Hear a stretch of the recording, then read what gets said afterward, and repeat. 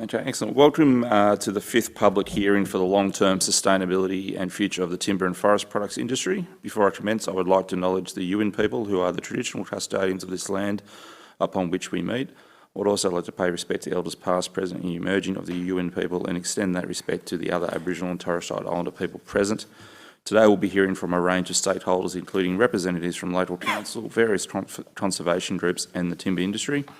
I thank everyone for making the time to give evidence to this important inquiry. Before we commence, I would like to make some brief comments about the procedures for today's hearing. Today's hearing is being broadcast live via the Parliament's website. A transcript of the hearing will be placed on the committee's website when it becomes available. And consistent with our current COVID protocol, the hearing room is physically closed to the members of the public. In accordance with the broadcasting guidelines, media representatives are reminded that they must take responsibility for what they publish about the committee's proceedings. And while parliamentary privilege applies to witnesses giving evidence today, it does not apply to what witnesses say outside of their evidence at the hearing. I therefore urge witnesses to be careful about comments you may make to the media or to others after you complete your evidence. All witnesses have a right to procedural fairness according to the procedural fairness resolution adopted by the House in 2018. There may be some questions a witness could only answer if they had more time or with certain documents to hand, and in these circumstances, witnesses are advised that they can take a question on notice and provide an answer within 21 days. If witnesses wish to hand up documents, they should do so through the committee staff. In terms of audibility of the hearing today, I remind both committee members and witnesses to speak into the microphone. And finally, could everyone please turn their mobile phones to silent for the duration of the hearing. I now welcome our first witness from the Vega Valley Shire Council. Could you please state your name, position, title and swear either an oath or affirmation? Yeah, thank you. So it's Anthony McMahon, the Acting Chief Executive Officer of Vega Valley Shire Council. And I solemnly, sincerely and truly declare and affirm that the evidence now about to be given by me shall be the truth, the whole truth and nothing but the truth. Thank you. Would you like to start by making a short opening statement? Yeah, I'm happy to do that. Obviously, the forestry industry is a major contributor to the Vega Valley Shire economy. In recent years, based on data available, there has been an increasing trend in total output from the forestry industry within our region. But I guess on the flip side of that, there has been a reduction in the number of employees in that industry, which means that there has been a shift in what is happening in the forestry industry in our area. And obviously, being able to adapt to those changes is important for our community in terms of employment and what that means for our region. The forestry sector has been a key underpinning part of our economy for a long time now. The Vega Valley does have quite a fluctuating economy that can be dependent on seasons, highly dependent on tourism, and the forestry sector does provide relative stability, at least up until recent years with what we experienced with the summer bushfires. Certainly there's a recognition in our community that there is a need to adapt and diversify and change with the changing economy, changes in societal expectations. And I believe that the committee has been down to the area and seen some of the plans for future diversification and really some of the circularity opportunities around the forestry sector which are starting to emerge. Examples of that include through the reuse of fish waste and input forestry waste products into that to provide high-value products. That's the type of thing that does provide employment diversification in our area. Certainly some emerging industries likely to pop up down on the south coast. Seaweed farming and aquaculture is one that is under consideration at the moment. Another one is large-scale offshore wind farms, so certainly there'll be opportunities for diversification of skills and complementary opportunities that come from that too. So probably just a bit of a high-level overview of how we see things down in our area, and very happy to take whatever questions come. Thank you. We've resolved to just have free-flow questions, so they'll just come from anywhere. I'll start with Mr. Veach. Thank you. Good to see you again, Mr. McMahon. At the Chamber hearing, we had some councils there and they spoke about how it would be really good if Forest Corp could give them a little bit more forward warning, a little bit of warning before they start opening up areas for logging, mainly so they can do a bit of work on roads and things like that. Is that the same in this part of the state? Would that be a fair statement? Yes, certainly down in the Vega Valley, from my experience, having been there for the last 4 years, is that we do tend to get relatively early engagement from Forestry Corp. It's one area in the sort of southwest of Eden that we've been having discussions for probably 3 to 4 years now, particularly around access issues and the need for public road infrastructure upgrades and dilapidation surveys to make sure that the impact on the community is fairly minimal. So it is a key consideration for us, is making sure we're aware, particularly as a local council, of the impacts, but also the broader community too, because there are certainly much broader impacts than just on the local council when logging does occur. Is there much impact on council roads from the logging activity? Yeah, there is some. This is probably a key point from our perspective. Just under 80% of the Vega Valley Shire is either national parks, forests or public reserve, which makes it unrateable, which means that we don't get income generating opportunities as a local council to look after the infrastructure that does feel some of the impacts from those land tenures. Forestry, again, is one of those ones that we don't have high volumes of freight down in the Vega Valley. Forestry is probably one of the larger freight generating industries we have. So we do feel the impacts on some of our network, and in recent years we've made some changes to our own road network through upgrades in infrastructure, and then had to, I guess, put management barriers in place to try and prevent that relatively high density of freight on those networks that they were never designed to cater for. So yes, it is an impact. Can I just pick up on that? We've heard that from a few councils around the state about how if they have large amounts of national parks and state forests, they're non-rateable.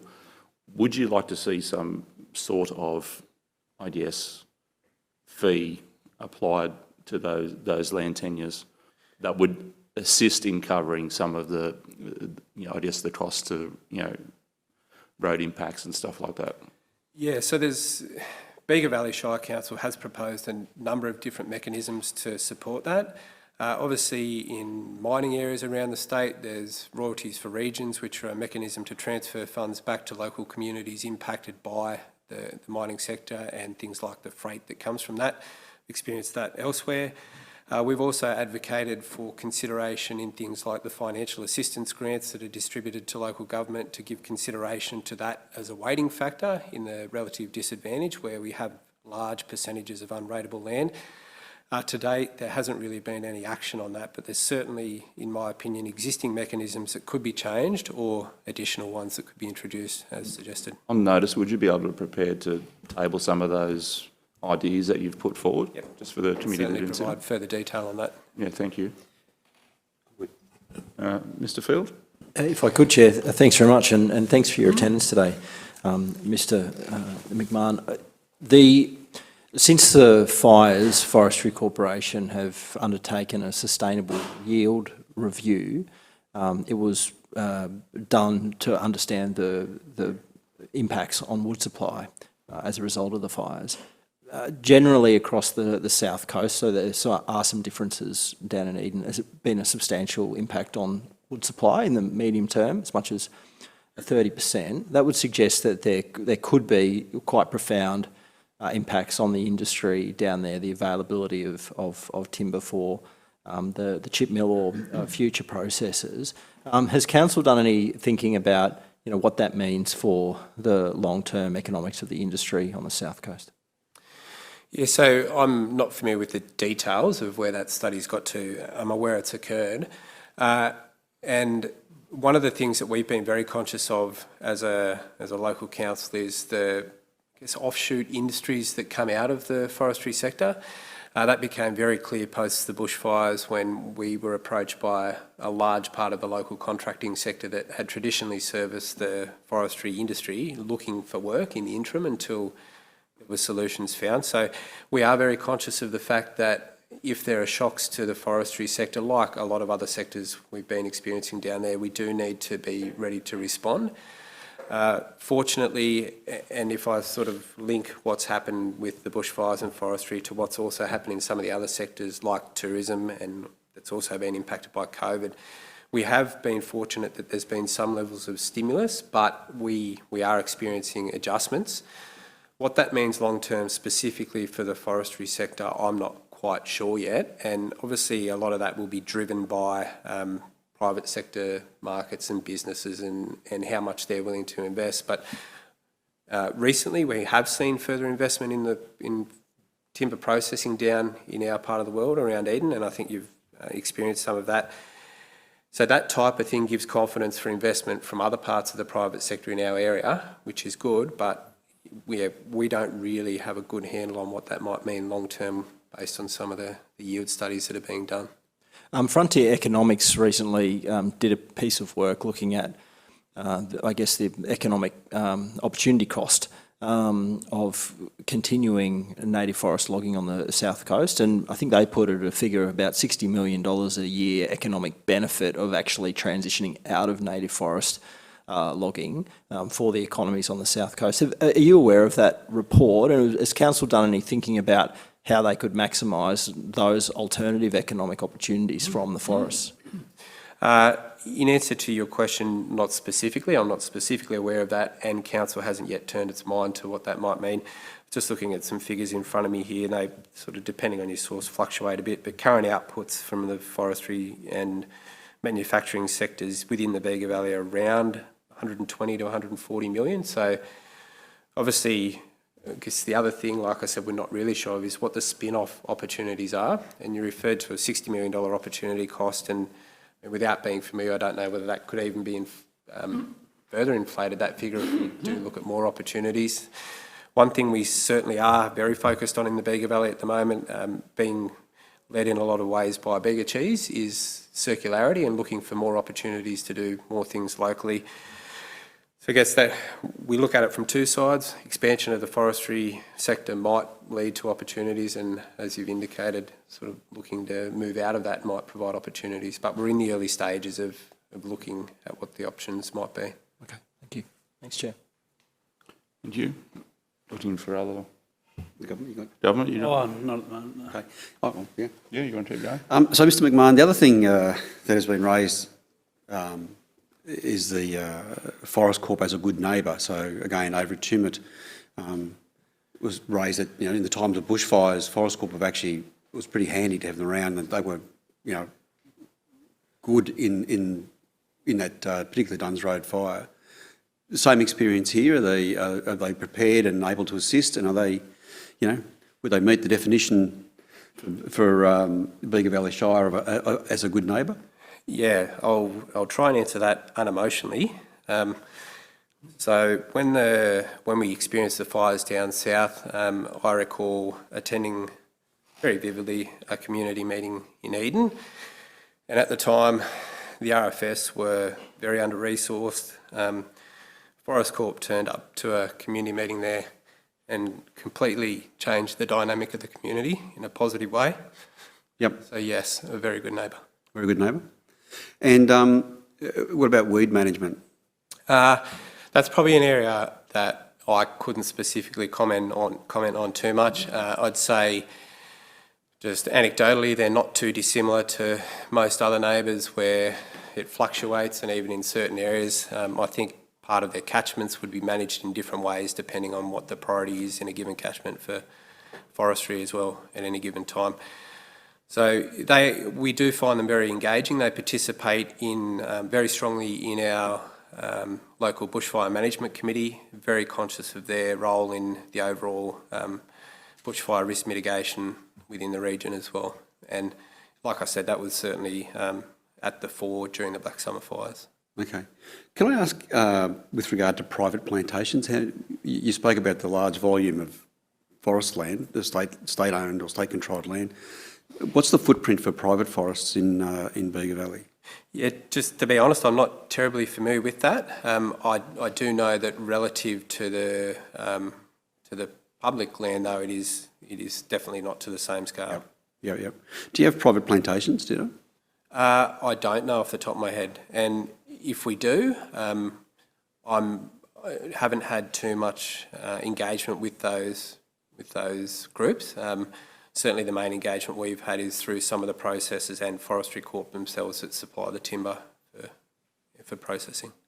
Okay. Just on that one, Mick, if I could, and I think by private plantations, you're talking about private native forestry. Yeah. When some of the councils on the north coast where it is more prevalent of, there's a review of it at the moment, they've been quite forceful that they retain the right I guess, dual consent using the planning powers of council to specify where private logging could or couldn't occur. Does Bega Council tend to take planning decisions around whether or not private forestry can occur on private land, or have you largely left this up to rural landholders?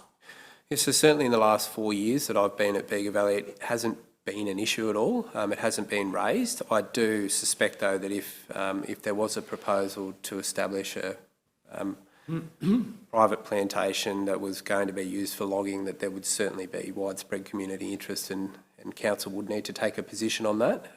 But in the time that I've been there, and based on my knowledge of the history of the area, it hasn't been a large issue.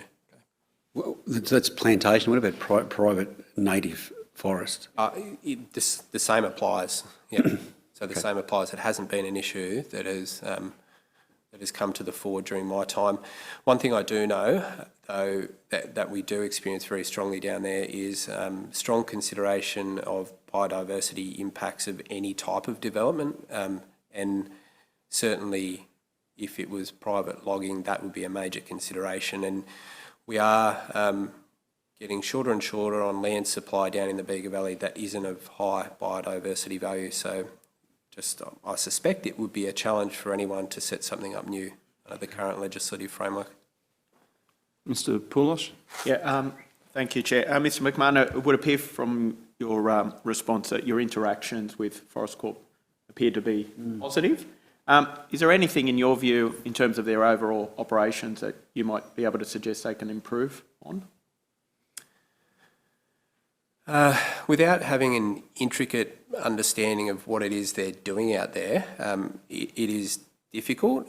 We don't tend to get a great deal of advocacy from the community back to council to intervene on anything that the community is observing out in the forest either. So to me, that in itself is a bit of an indication that the way they are operating isn't of huge concern to the community, aside from the fact there is general concern with logging overall, but the specifics of the operation aren't something that's been raised largely with local government. Can I ask? Yes, Just briefly, you just made the suggestion that apart from the community expressing concern about logging overall, I mean, is there a large section of the community or not who opposes logging? That's a difficult question to answer, and I guess being a little bit vague, we do see regular enough activism to try and stop logging happening within our area. It would be hard to quantify what proportion of those people are actually local residents in the community, or people that come to our area from outside the region to advocate for stopping of logging in general. It is something that comes up occasionally, and yeah, the time that I tend to hear about it is when it's in the local media, and that doesn't regularly occur. I'd say that's maybe every 6 months or so there's an incident that occurs from an advocacy perspective that then raises again that sentiment that there is some opposition to forestry continuing in the area. Certainly within the local community, particularly around Eden where most of the forestry activity occurs, it is quite well supported. Certainly the majority of the community there support it as an industry and something they'd like to see continue, and that's purely based around the employment that it provides and the economic generating activity that goes with the jobs, as well as the history of the area that's been founded on that sector. Can I ask just a second question in relation to employment? I mean, we've heard this morning from, we had a discussion about ecotourism. From council's perspective, what do you see as the future employment activities related to ecotourism? Will it increase, decrease, stay the same? Certainly an increase, and there is a lot of activity happening in that space down in the Vega Valley. Even though I had a bit of a whinge before about the fact that we've got a relatively small rate base because we have so many parks and forests and reserves around our shire, the offset of that is there is a lot of opportunity for ecotourism, and certainly that's a space that the national parks are really getting into at the moment, and even that in itself is a little bit divisive in the community where some like the idea of increased ecotourism and then other parts of the community would like to see that minimised because of the potential environmental impacts from doing that. I wonder along that line, if I could, Chair, whether or not moving some of that potential commercially based, nature-based tourism into state forests no longer being used for logging takes that pressure off the national parks and those areas put aside for conservation, whether or not that actually opens that opportunity up even further and sort of manages that risk inside the community. From what I do know about that land tenure that I talked about before, majority of the forestry land tends to be back from the coastline, and then it's the national parks that tend to be right on the coastline, and that's what gives the Vega Valley its uniqueness, is we do have so much national park along the coastline. In terms of whether there really is a large-scale market likely to open up for non-coastal related ecotourism in the Vega Valley, I'm not quite sure, because there is quite a, as you know, there's quite a high volume of that, and it's very well supported sort of at the top or west of the Great Dividing Range. So whether that's a market that it makes sense for the Vega Valley to get involved in, I'm not quite sure, when we've got our own niche as it stands now. Might just pass to Mr Barrett. Yeah, you mentioned earlier some of the, I guess, newer industries and the diversification. We heard yesterday of Pentark sort of taking the lead on that. With them leading that, is that, I guess, attracting others to also come to the area with those sort of investments in those new technology? Yeah, and I sort of referred to a few before, the fish waste is one example, the seaweed industries, and then the other one I mentioned was the offshore wind farms. One of the other things to consider is the footprint that Pentark and Australian Natural Wood Exports have and where they have that. And for our region, there is an opportunity to greater activate the Eden Port, particularly on the south side, which is where a lot of that activity happens.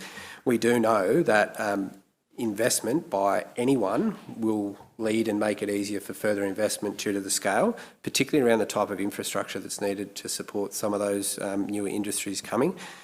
In terms of the fish waste, ocean to earth being business, the local council actually helped support them as a startup business by providing them a site.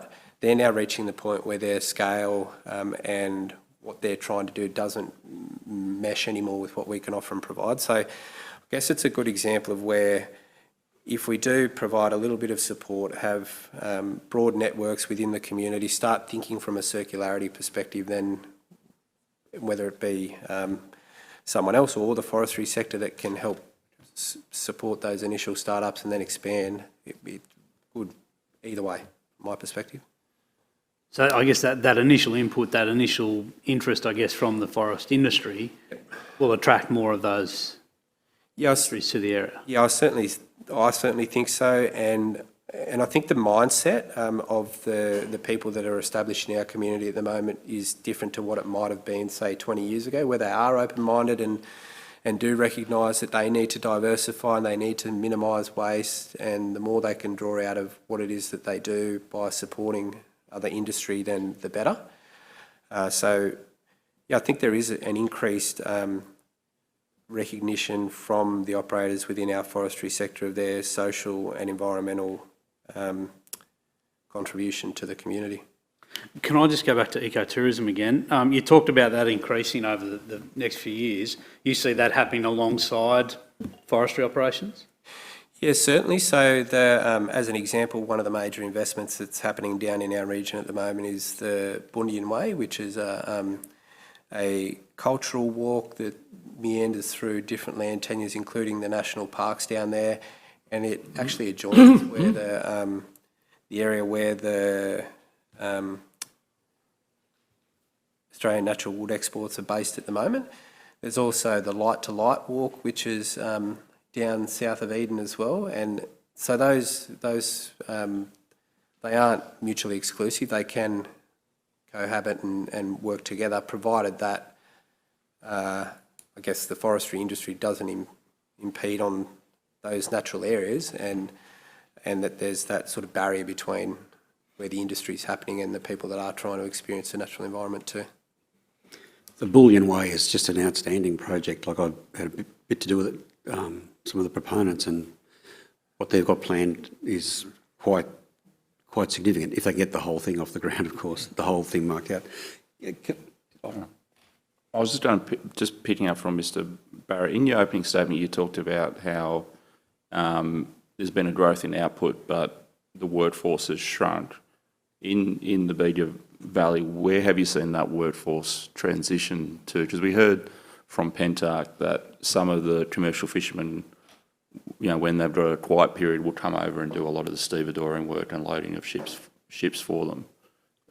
So I guess where have you seen that shift in employment in Vega?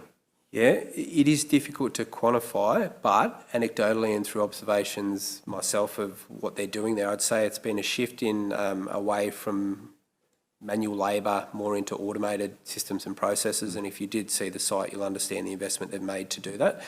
So just anecdotally, I'd suggest that's where it is. It's moving away from more of the manual labouring type roles and a shift into less, but higher skilled technical roles in the trades and technical officer type functions.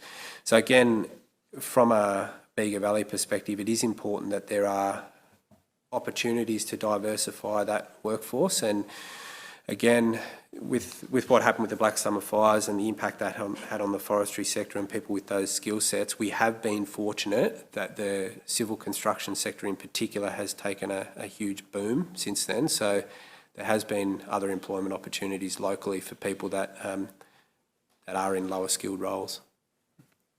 Just very quickly, you might have to take this on notice, I'm not sure, but housing and rental markets in Bega, is there a shortage of accommodation, shortage of housing construction, capacity to rent, capacity to buy? Yeah, so housing availability and affordability is probably I won't say probably, it is our single biggest issue that the community is facing at the moment. Council is about to finalise an affordable housing strategy, and there's only so many levers that Council can work with itself in that space, but it's a huge issue. We've got a very diverse economy, like I said, but it's starting to appear as though we've got a bit of a two-tiered economy where the employees in the hospitality and retail sectors in particular that underpin tourism are finding it hard to afford to live in the area with the wages they earn. And then we've seen quite a large migration into the area from people working remotely out of cities and larger regional centres. A huge impact. There's a number of causes. One of the huge causes of housing availability we are finding at the moment is supply cannot be kept up to demand, which is partially being driven by availability of construction materials, and obviously timber is one of those. And some of the timber that is manufactured down in our region goes directly into the housing sector. So it is a huge issue, and like I said, our single biggest issue we're trying to grapple with at the moment in the region. Okay. Yeah. If I could, you've got about 2 you mentioned the impacts of the fires. It sort of surrounds a lot of discussion still with the forests. We heard this morning from Professor David Lindenmeyer, who came out on a site visit with us, new peer-reviewed research that he's about to put out that shows quite unequivocally now a link between forestry activities and the severity of fires, and that logged forests burn more severely, and that because of the nature of forestry activities, those forests stay younger and are more prone to ongoing severe fires.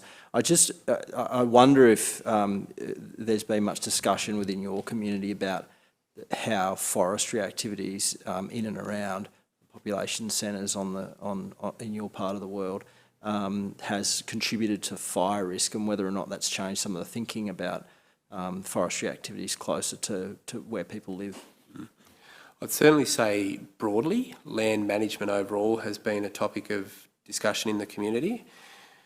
I wouldn't say I'm aware of forestry activity specifically and how that impacts the severity of fires in the forest being something that's been widely discussed in the community, but certainly public land management. So like I said, that just under 80% of the land in our shire is a huge issue.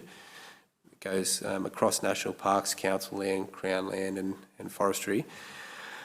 I guess the other thing with that is and everyone that I've spoken to has talked about this, that what we experienced in the Black Summer fires is unlike anything that anyone had experienced, particularly the local RFS people that have been in the area for a long time.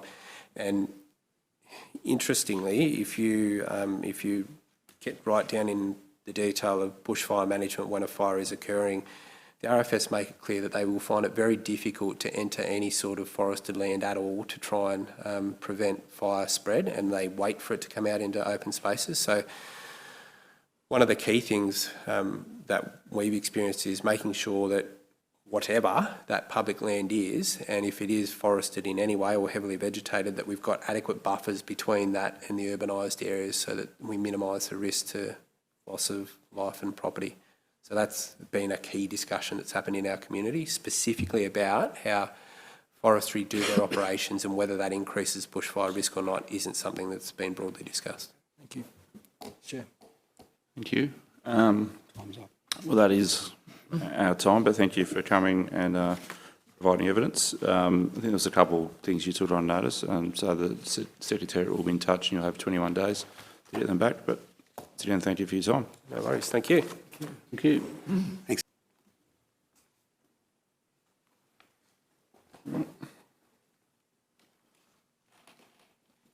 Okay, we now welcome members from the South East Region Conservation Alliance and also BirdLife Australia.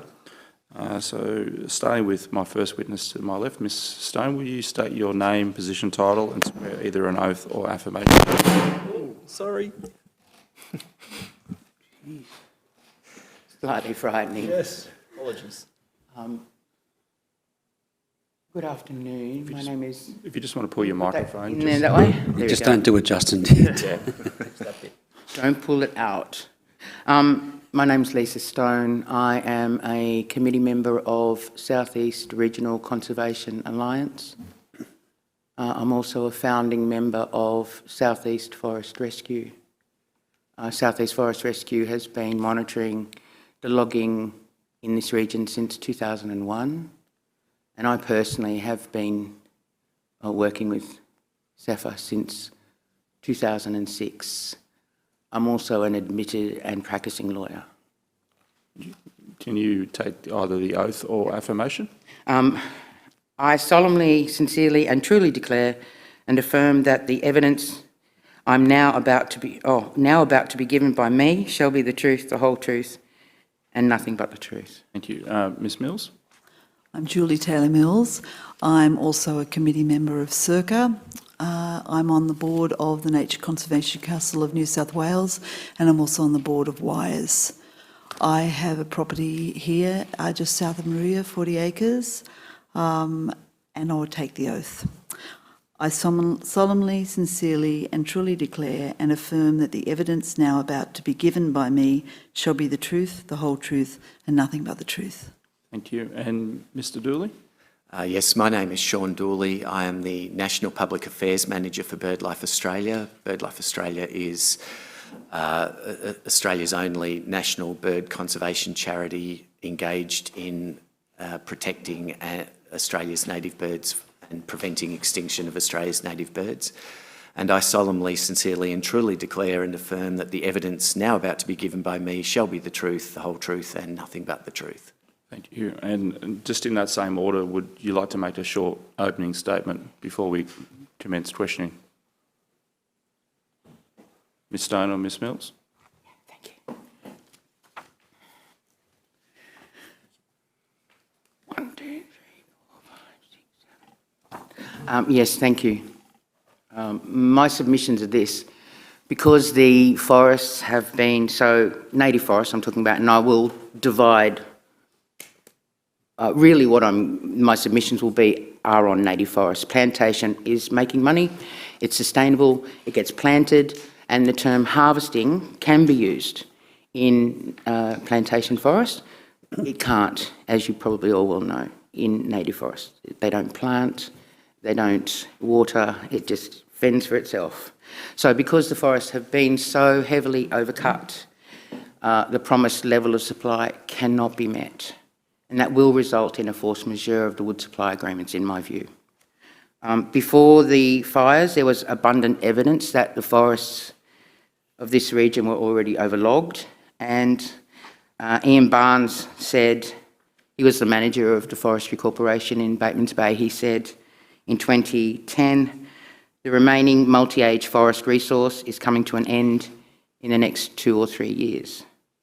Of course, the bushfires caused around 80% or more of the native forests that are available for logging and wood chipping to be unavailable. They were burnt. There's irrefutable evidence that the logging exacerbates fire risk. And now, obviously, after the fires, there's no long-term future, in my view. The logging isn't sustainable. Every compartment that I have been in on ground, I have found breaches of the legislation and acts. The ecological integrity of the forest have been greatly damaged by the fires, but also the logging has contributed to that, and it also contributes significantly to the effects of climate change. 95% of our forests here, between 80 to 95% of our forests are sent to the wood chip mill. They're chipped on site at the mill, they're put in ships, and then they're sent to Japan or Korea to be made into cardboard. We don't get the benefit from that. The new timber optimisation hub is trying to prop up what that private company knows is a dying industry, in my view. The plantation side of their industry at the wood chip mill is going well. The native forest sector is not. But unfortunately, as I said, they're take or pay contracts. They're about, in my view, so you can overestimate how many workers are on ground, and that's easily estimated by how many active compartments there are. There are currently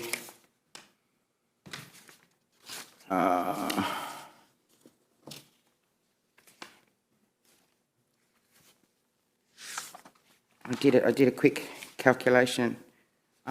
In my estimation, there are currently, and this is an overestimation, 40 on-ground logging workers. Obviously,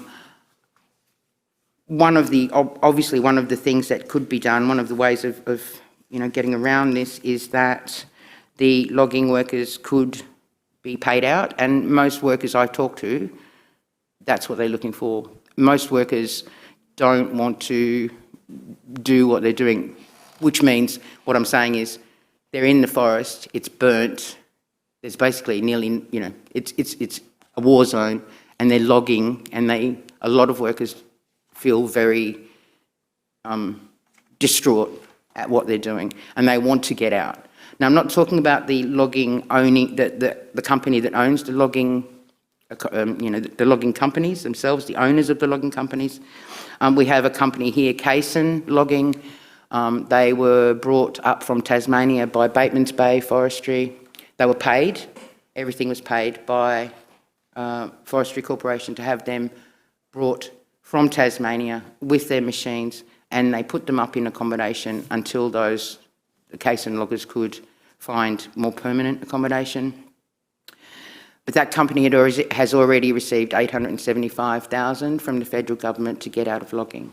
So there would need to be, if there was going to be a payout, a defining, clause that says if you've already received a payout, you can't get another one, anyway. As I've given you those little handouts, the Forestry Corporation suffers $1 million losses every year. What they did in 2009, the Auditor General requested that the forestry, it wasn't a corporation then, it was a sole, statutory sole, something or other, requested that forestry not obfuscate the plantation and native figures, because what forestry were doing was giving to the government a bulk lot. This is how much we're making. So the Auditor General requested that they separate those figures. And since then, we've been able to track what losses the Forestry Corporation are suffering, and they're sometimes $11 million a year, sometimes $16 million, sometimes $20 million. Quite often, it seems to really correlate with the amount of profit that the wood chip mill makes. So I think that's an interesting point. Public opinion is that native forest logging should stop. In the recent, sorry for any Liberal members here, but in the recent pork barrelling exercise where a huge amount of money was given to the wood chip mill for the timber optimisation hub, and then a DA was put in. South East Forest Rescue brought 2 actions in the Land and Environment Court and won both of those actions. And basically there were 160 submissions, speaking to that development application, and out of those 160 submissions, only 1 was in favour of that development application going ahead. New Zealand ended native forest logging in 2002. And both Victoria and Western Australia have said that they will, or they've committed to, the ending of native forest logging. And I think when you look at the damage to the state forest, it's systemic and routine, and the law is disregarded, particularly in compartments that are way, way away. One of the biggest things that could happen would be to repeal Section 69ZA of the Forestry Act. Section 69ZA has been around since 1998. It was in the original Forestry and National Park Estate Act. It was Section 40. And what that section sets out is basically that no one, no citizen, not even you, only the ministers of the environment or, the DPI, can bring forestry to court for a breach of any law or any act, no matter how great the damage is. No one can bring forestry before the courts.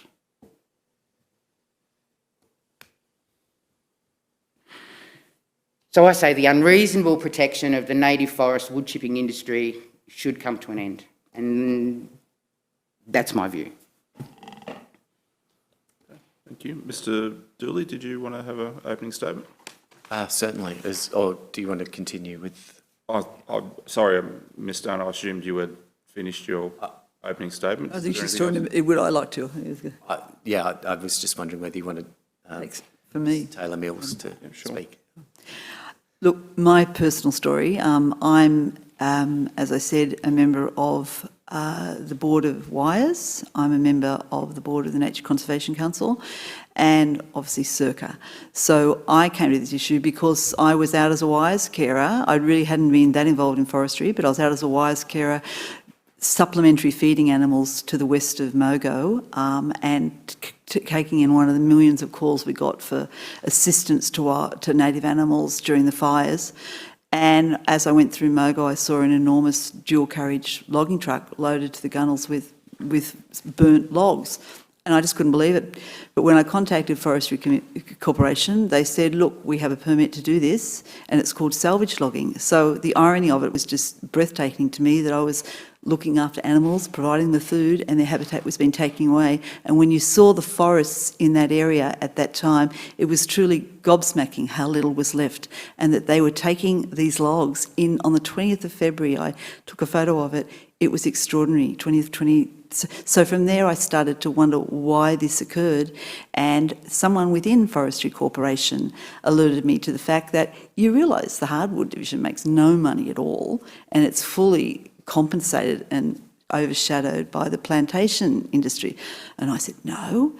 And since then I've done a lot of digging and discovered and learnt, especially through the Frontier and ANU report that was done last year, that last year the hardwood made $400,000, less than $500,000, whereas the plantation side of the business made $60 million. $500,000 to $60 million. $500,000 is probably, it employs less than 1.5% of people employed on the South Coast. There are probably more people making coffees and serving in restaurants. Almost no one I know knows anyone who works in the forestry industry, either in extraction and haulage or in processing. So they're not a highly visible or viable part of our community, and yet this industry is sustained at a time when there is a deep, deep wounding in our community about what we've lost in terms of environment. You don't have to talk about, you just say that last summer, and everyone knows you don't need to go into detail, because that which we thought was so special, the reason that we all came to hear, was burnt, and the people within Forestry Corporation said to me 90% of the forest area was burnt. 270,000 hectares of the 330,000 hectares of this LGA alone was burnt. 90% of national parks and 90% of state forests. They were struggling within state forests to find refugia that they could seek to protect. And that what a refugia? It's a place where what native animals that we all cohabitate here with could survive. So these were the issues that drove me to look at and consider why this industry continues when economically it doesn't make sense, when it employs so few people who, with their big equipment and kit, they could be used to protect the asset. The state government is looking for major carbon abatement opportunities, and securing or ceasing logging just in the southern region of New South Wales would currently provide the biggest carbon abatement opportunity anywhere in Australia. Nowhere else would provide such a big abatement opportunity as ceasing logging in the state forests. So to me, it's just a no-brainer that you come up with that outcome, you investigate the opportunities from tourism, and the people who are currently employed use their equipment, etc., for fire management, for maintaining the roads, for keeping the tourism infrastructure, and for addressing the incredible proliferation of weeds and feral species that have occurred through the state forests and the national parks since the fires. These people, these guys generally, could be employed in the sort of work that, as Lisa was saying, would make them proud. I often think it's rather like, I grew up in Newcastle back in the day, and my cousins, 27 of whom went into the coal and the steel industry, now feel proud that their kids are involved in repairing what the legacy of the coal and the steel industry in the harbour around Newcastle. And to me, I often think of the guys involved now in what is an industry that's lost its social licence to operate before the fires, let alone now. They could be doing something that they would be proud of, and we could easily and gainfully employ them in this industry of protecting this asset. Thank you. Mr. Dooley? Yes, thank you for having us appear here, and thank you for the site visit today. Earlier this morning out in the forest, I really wish that I had been able to show you some swift parrots, to show you what amazing creatures they are, what beautiful and fascinating birds they are. Because where we went this morning was a site where in 2009, 180 swift parrots were seen. One of the people on the trip this morning, Julie Morgan, she at a site down at Bedella State Forest in 2012 saw 1,200 swift parrots in one area of forest. Unfortunately, we weren't able to show you those this morning because the area that we were at had been logged very soon after 2009, and the swift parrots haven't returned. And that area has, that site suffered from the bushfires that raged around Mogo, and according to the work from Professor David Lindenmayer and his team, the intensity of those bushfires meant that that unlogged area that we visited, that suffered a much more intense and severe bushfire effect, and so the likelihood of swift parrots turning up there is far reduced, particularly because that has now been logged post-fires, as we saw today. And the other reason why we weren't able to see swift parrots today, even though it's shaping up to be a very good year for swift parrots on the South Coast, because because of the rain that we've had, the spotted gum is starting to burst into flower. And the spotted gum is what brings these critically endangered birds to the south coast. And in years like this, it's the most important site in Australia for swift parrots. The reason we couldn't see those is because there are fewer swift parrots left in the world than there were in 2009 and 2012. The swift parrot is one of Australia's most critically endangered birds. It is recognised as such by federal legislation. It was categorised as critically endangered, which is one step away from extinction. And that was in 2016 that recognition was given. And the estimated population, the best estimates now, is that there are only 750 maximum swift parrots left in the world. They breed in Tasmania, where there is also native forest logging that's impacting their breeding sites. But then we suspect there's perhaps only 300 to 350 birds actively involved, contributing to the future population. So they're very thin on the ground, and when they are on the mainland, one of the most important sites, indisputably in years like this, will be the south coast forests. Unfortunately, with the fires, 33% of the suitable swift parrot habitat in the south coast was severely impacted by the fires. And the remaining areas, therefore, that still have flourishing spotted gum forests in a wild state, they become even more important. And yet, as we saw today, that site we're at hasn't been logged, is still being logged. So we are losing the opportunity for these birds, and the swift parrot is only an umbrella species for a number of endangered species that live in the south coast forests that rely on them. And losing those birds is not just a tragedy for people who love birds, it's also a tragedy for the local economy. BirdLife Australia has released over the past week a document that I've tabled, which is a report into the financial impact of the AV tourism industry, that is bird-related tourism in Australia. And that report, using data from Tourism Australia and our own research, shows that in the year before the pandemic, the financial year when the figures were first tallied, that bird-related tourism in Australia brought in an estimated $283 million to the Australian economy. In the South Coast region, based on, which we focus on in our report, which is based on the Ulladulla to Merimbula key biodiversity area, which is a measurement of the importance of this area to an international standard.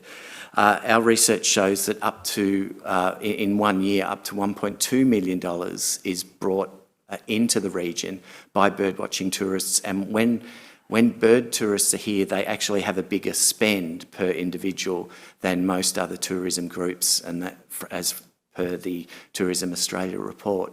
So interestingly, given Ms Stone's comments about how much financial benefit the native timber harvesting brings to the region, already without any targeted birdwatching tourism campaign, organically, this region is getting 3 times the revenue from people who are coming to see these intact forests and the wildlife that use them. Swift parrots and other endangered species such as gang cockatoos, glossy black cockatoos, and even regent honeyeaters, all birds that people know are here and want to come to see. But if they lose those intact mature forests, they'll stop coming. Thank you. Thank you for your attendance today, and thank you for showing us around this morning, Mr Dooley. My question goes to Ms Stone. In the documents that you've handed out to the committee, the very last document is the NRC 2021 executive summary to their report, advice on coastal IFOA operations post the 2019-20 wildfires, and there's a list of recommendations in that. Are you in including this in your batch of documents? Are you saying that you support those recommendations? Is that no? I'm just highlighting. So that document is from a cabinet in confidence document that has not been released to relevant ministers, as far as I know. I'm merely placing it in there to, maybe raise the committee's awareness that that document does exist. I'm sure you know it exists.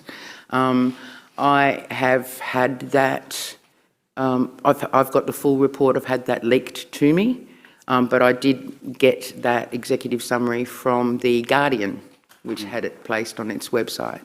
So there are some recommendations that I do, and SEFA would support, and that is the NRC report divides the areas on the South Coast slightly differently to forestry.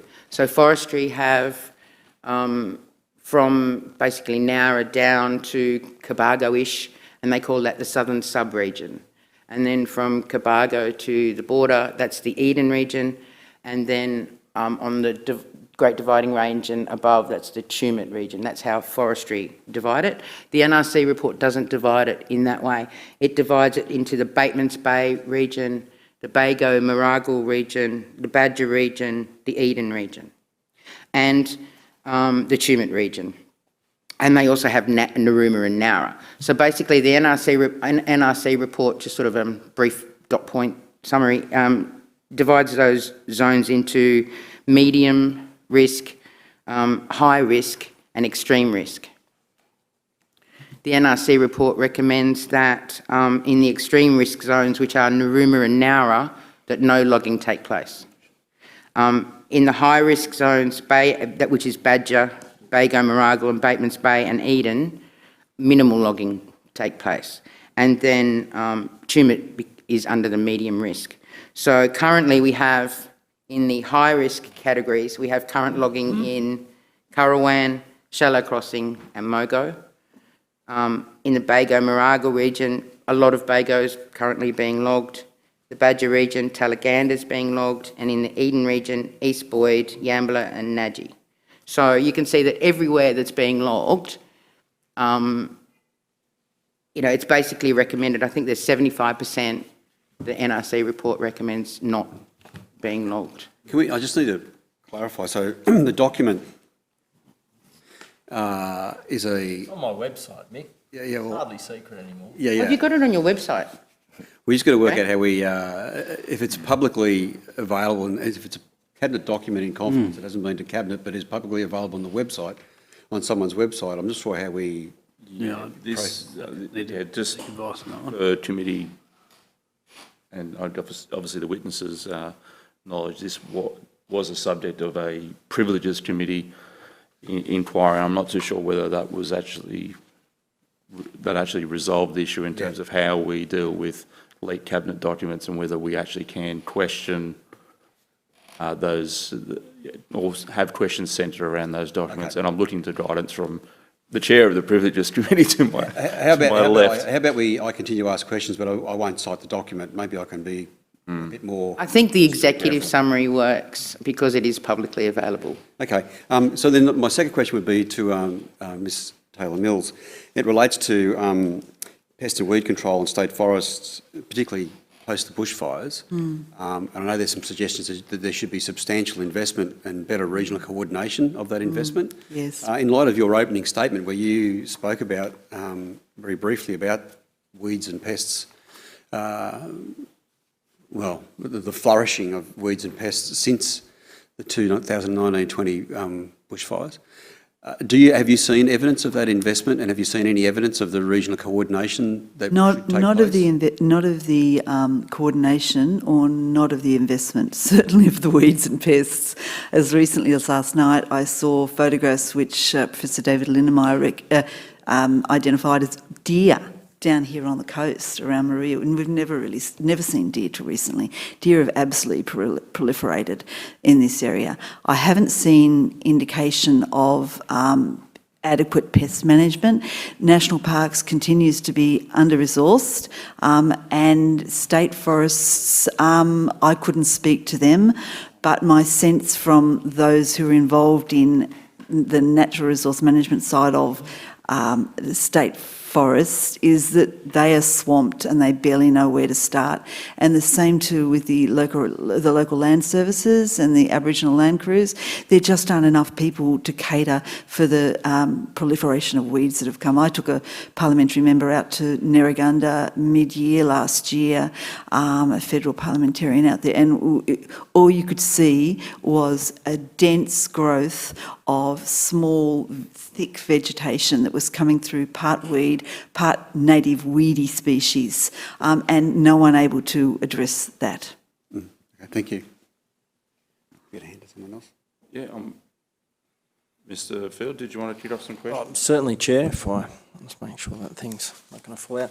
Thank you for your evidence today. I'll start with you, Mr. Dooley, if I could. You make some recommendations around the CFIOA. Can you just be clear about what prescriptions are in the CFIOA at the moment to deal with potential impacts on the swift parrot, either sites of known presence or foraging habitat? Well, yes, thank you for the question, Mr. Field. I was actually going to mention that the site that we visited this morning that was involved in post-fire logging shouldn't technically have been logged because in 2021 the EPA fined Forestry Corporation for failing to compile and include swift parrot records in their pre-logging surveys post-fire, and that site being a site where the coop that we were at, there were 150 swift parrots seen in 2009 with 30 at the coop next door. So it was definitely a known significant site for swift parrots, and I think the fact that this logging went ahead shows that the actual application of these rules are just not sufficient. So I think that's very much an example of where this falls down in that in the broader picture, the CIFOA is part of the Regional Forests Agreement, and in terms of national legislation, the EPBC Act that the federal government has responsibility for, to take a critically endangered bird like a swift parrot and log, destroy known habitat for it would be an action under that Act. However, the CIFOA, as part of a regional forest agreement, actually is exempt from that legislation.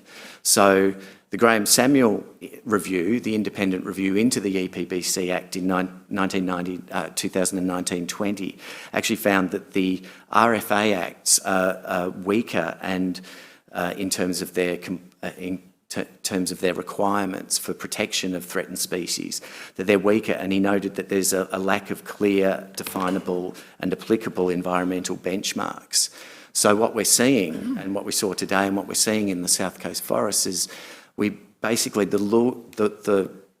laws are very loose, the regulations are very loose, and there's very little need for compliance because there's no scrutiny. If it wasn't for local people going out and actually ground truthing what's happening, actually looking and seeing what's happening in those coops, we wouldn't be aware of these breaches. There's a lot of areas out there, and unfortunately, we know that the EPA have been fining Forestry Corporation for these breaches, and these are only the ones we know about. So, Ms Stone, I guess this interacts with your comment about the section of the Act that prevents third-party appeal rights as it relates to forestry breaches. So the result of that is community members are entirely reliant on the EPA reporting potential breaches to the EPA and having the EPA act. There's nothing that you can do to sort of uphold the law in terms of, citizen sciences or community groups are out there observing what's happening in the forest. Is that right? Is that right. Is that usual as well? No, that's absolutely not usual. If I had the money and if I had the resources, I would bring that particular section, for want of anything better to do, in front of a federal court or even the High Court to say this is not constitutional. No other state or territory And in fact, you all could be brought before a court, a judge, or whoever can be brought before the court. It's very unusual. It can't, and it So couldn't other stand. states in their forestry laws enable third parties to bring the state forestry agency That's right. to court for breaches of the law. Is that right? That's right. And this was brought in because, and as well as the RFA exemptions. So the very powerful at the time in 1998 forestry lobby said that that they didn't want a flood of court cases. You know, the old flooding argument, which doesn't hold any water, for want of a better word. To stop the flooding of the courts, this was brought in, as well as the RFA exemptions, which was supposed to be, so the exemptions from the Protection of the Environment Administration Act and the EPBC Act and all those acts. So those exemptions were put in place on the assertion or the undertaking that the IFOAs, the RFA, would be as good as, if not better than, in protecting the environment. So the exemptions were put in place, 69ZA was put in place, and now we have a situation where, let's talk about swift parrots in the IFOAs. I call it IFOA, although it's CIFOA, the IFOAs. A minimum of 5 nectar trees must be held in the whole of the logging compartment. And how forestry define that is that they spray paint on the tree. I don't know, you were out in, has anyone talked to you about this? So the tree, the retained tree, spray painted on. N. Or whatever, Or A. H or R. So then there's a fire, or the next time they come back, and logging rotations are now around between 5 to 10 years in compartments. It used to be a lot longer, the logging rotation, but it's very short now, logging rotations. So come back 5 to 10 years later and those trees are available for logging. So I just want to, so I think that's an important point. That's a right that's not available to citizens in New South Wales. You're reliant on the EPA. So I guess my next question, putting aside your position that native forest logging should end, particularly on the south coast, if it is going to continue to operate and there's a regulatory environment, I'd like to get to the bottom of the appropriateness of the regulatory environment. So can you speak to whether or not you think the EPA's actions and resourcing are adequate in this regard? And I note the letter from the EPA that you've included in your bundle of documents, Ms Stone, which from September 2020, when they wrote to Forestry saying, we think you might be in breach of the Forestry Act in New South Wales. Subsequent to that, we know that NRC report was commissioned, which government hasn't responded to, but the EPA largely don't appear to have followed through on these concerns. So can you speak to your experiences of the EPA's adequacy of identifying and acting on potential logging breaches? Maybe I'll start with you, Mr. Dooley. Yeah.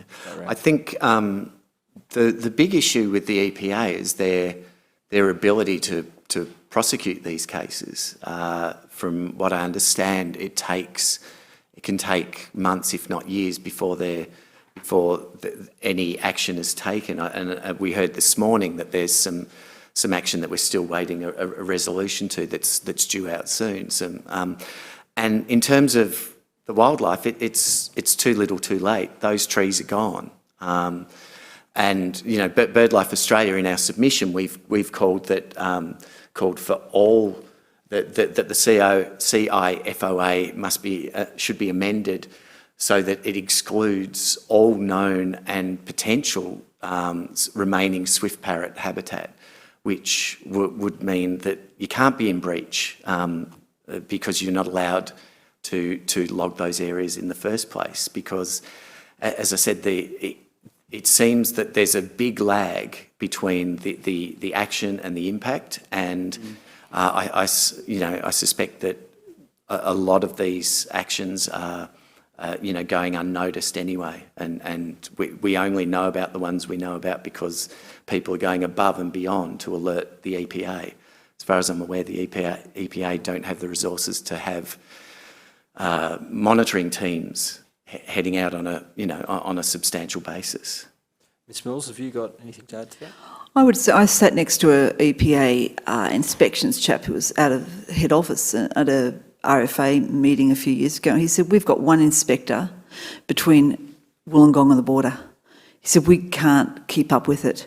I've been out in those active logging coops, or not into them, but on the edge of them, or ones that were about to be, and you literally, I was just astonished that you could see there's 8 habitat hollow-bearing trees and 5 nectar trees per hectare that are required to be retained.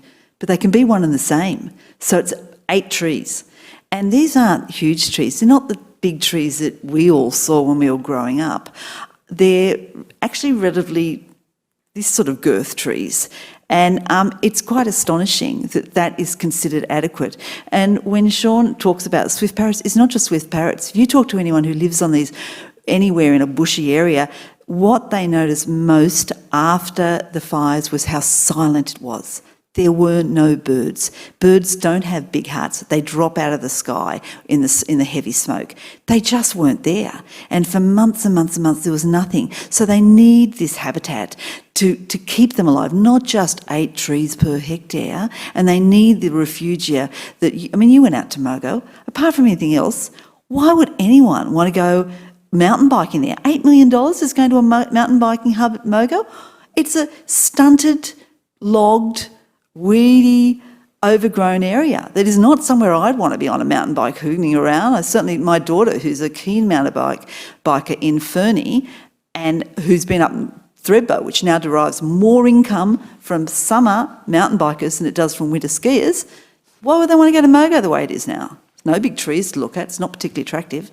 So that would be my somewhat emotive comment. I think I would definitely agree that the EPA has been, well, it had been white-anted when it was the OEH, and it was DEC W before that. The EPA now seems stronger in it has more teeth somehow, but I think they're still underfunded.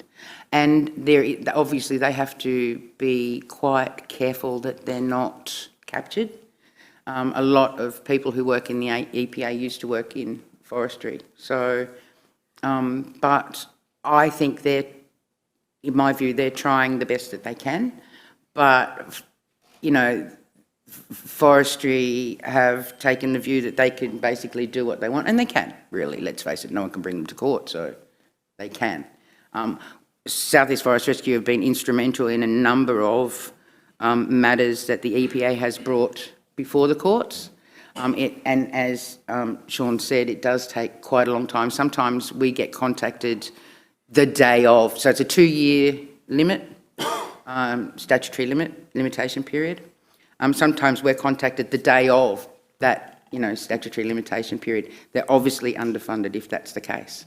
And it is harder for them. And that gives more strength to my submission that if 69ZA wasn't there, then at least, a group could put an injunction on the particular compartment and have it held until, someone decides whether it's okay to do what they're doing. Many of these forests down here have not had an environmental impact assessment. That didn't happen through the NRC process. So many of the forests have not even had proper fauna surveys. But interestingly, I come here with clean hands. The only thing citizens can do, apart from, doing the breach reports, giving the GPS, sending the photos, the only thing that citizens can do is take and hold a compartment. And they put their bodies on the line and try to get the EPA down and show them what the breaches are. So that's basically one thing that citizens could do. That, if 69ZA wasn't here, wouldn't happen. It just wouldn't happen. Because people would have an outlet for courts. One of the actions, red gum forests, forestry thought they were in an IFOA zone. They thought they were in an RFA zone and they didn't do an environmental impact assessment. So people held that compartment and said, oi, you can't log this until you've done that environmental impact assessment, and the court agreed. And now it's a national park, which can be a little bit logged here and there, right? One of the really important things that happened 2007 to 2010 was that forestry logged two very important Aboriginal significant areas, one being Gulliga Mountain and one being Mumbler Mountain further south. Gulliga Mountain is Badalla State Forest and is huge habitat for every sort of animal you could imagine. So people stood on the road and tried to slow it down but couldn't stop it. Mumbler Mountain, people stood on the road and tried to stop it, and from day one said, this is a significant area. This is an area you shouldn't log. Now, those people got arrested, of course they did, for standing in the way. It wasn't until I found the gazettal map that said the area that they were logging had been gazetted and was not allowed to be logged that the logging stopped. Right? Forestry said, we didn't know. We didn't know it was an Aboriginal area, despite, you know, everyone on the road every day saying, I'm a traditional owner, please don't log, it's my sacred area, blah-de-blah-de-blah, despite there being a big sign saying Mumbler Mountain, sacred to the Aboriginal people. We didn't know, because in the National Parks and Wildlife Act, where, you know, destruction of Aboriginal objects and places sits, the word knowingly was there. So forestry said, we didn't know, slipped off our radar. And that, you know, so if we had 69ZA wasn't there, we could have put an injunction on it. Would have ended everything. Instead, it cost the taxpayer however many thousands and thousands of dollars to have police there every day. And of course, you know, forestry losing money hand over fist. And what would have happened to the logs that had, you know, if they had have logged in those logs. So forestry then sent the logs, of course. The chip mill picked those logs up and chipped them. I am loath to stop you there. Stop me any time. We have actually run out of time, but I will flag, Mr. Dooley, there may be some supplementary questions about that bird tourism report that you've now just given us. It's 24 pages. Pretty hard for us to quickly scan and frame some questions for you, but there may be some supplementary questions. Are you prepared for that to be, you happy for that to be tabled? Yes, certainly, yes. Excellent, thank you. Well, I think that finishes our questioning. We will now break for a short lunch. I believe, not too sure whether any of you took questions on notice, but the committee secretariat will be in touch and you'll have 21 days to respond. But once again, thank you for your time and thank you for the tour earlier on today. It was much appreciated. Yeah, that's good. Thank you for your interest. Yep, thank you for having us. Thank you. Yep. Okay, welcome back to today's hearing. We now have witnesses from the Friends of Forest and Coast Watchers Committee. Starting with you, Mr. Hopkins, can you state your name, position and swear either an oath or affirmation? My name is Nick Hopkins. I'm a Community Liaison Officer for Friends of the Forest Mogo. And an oath or an affirmation? I believe you should have the words. I solemnly, sincerely and truly declare and affirm that the evidence now about to be given by me shall be the truth, the whole truth and nothing but the truth. Thank you. And Ms van der Mullen? My name is Jocelyn van der Mullen and I represent the Coast Watchers Association Incorporated, an environmental organisation active since 1983, and I'm on the Forest Working Group and on the General Committee. And I will swear by affirmation. I solemnly, sincerely and truly declare and affirm that the evidence now about to be given by me shall be the truth, the whole truth and nothing but the truth. Thank you. And starting with you, Mr. Hopkins, did you want to make a short opening statement? Please, yep. I'd like to start by acknowledging the Walbunja people of the Yuin Nation on whose lands we're meeting today. As a prelude, I want to not table, but show you this photo I took of the home where my wife and I lived until December 31st, 2019. And we came off second best in the fires, of Black Summer fires, and I'll show you the aftermath in a minute. So on the 26th of November 2019, lightning struck into logging debris in Currawang State Forest in the southern Shoalhaven Shire. 35 days later, on New Year's Eve, that megafire swept through my neighbourhood behind Malua Bay and completely destroyed my house and gardens and workshop.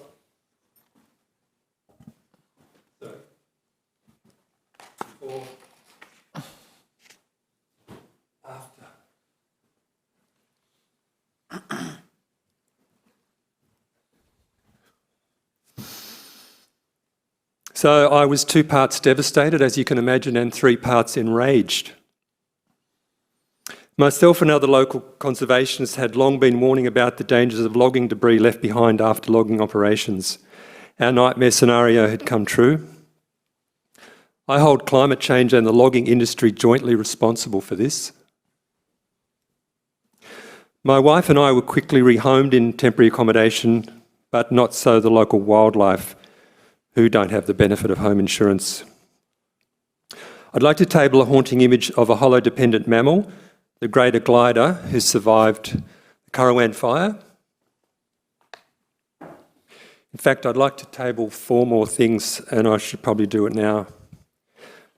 This is an example of a typical photographic report that our group Friends of the Forest has made to the EPA, which has got the GPS coordinates of the breach clearly marked on the photo, so it can't be sort of refuted and said that it's happening in a different part from where we say it's happening.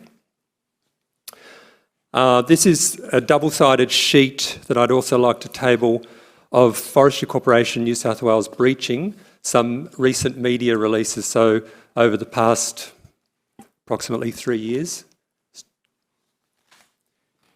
And the EPA is currently has a register of current investigations on their website. So I'm tabling current list of investigations and just let you know it's by no means exhaustive.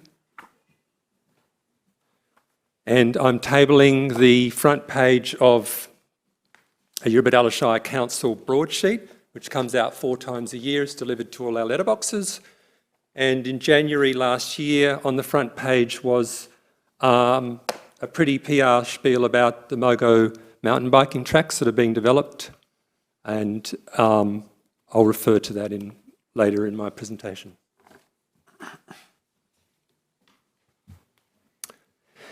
So after those fires, shockingly, logging recommenced in March 2020. Fortunately, the EPA had imposed site-specific operating conditions. One of these, as you know, recognised the critical importance of retaining all the remaining hollow-bearing trees. So it was very clear no such trees were to be felled. And yet when Coast Watchers and Friends of the Forest members started compliance monitoring, we found hollow-bearing trees scattered throughout every compartment we checked.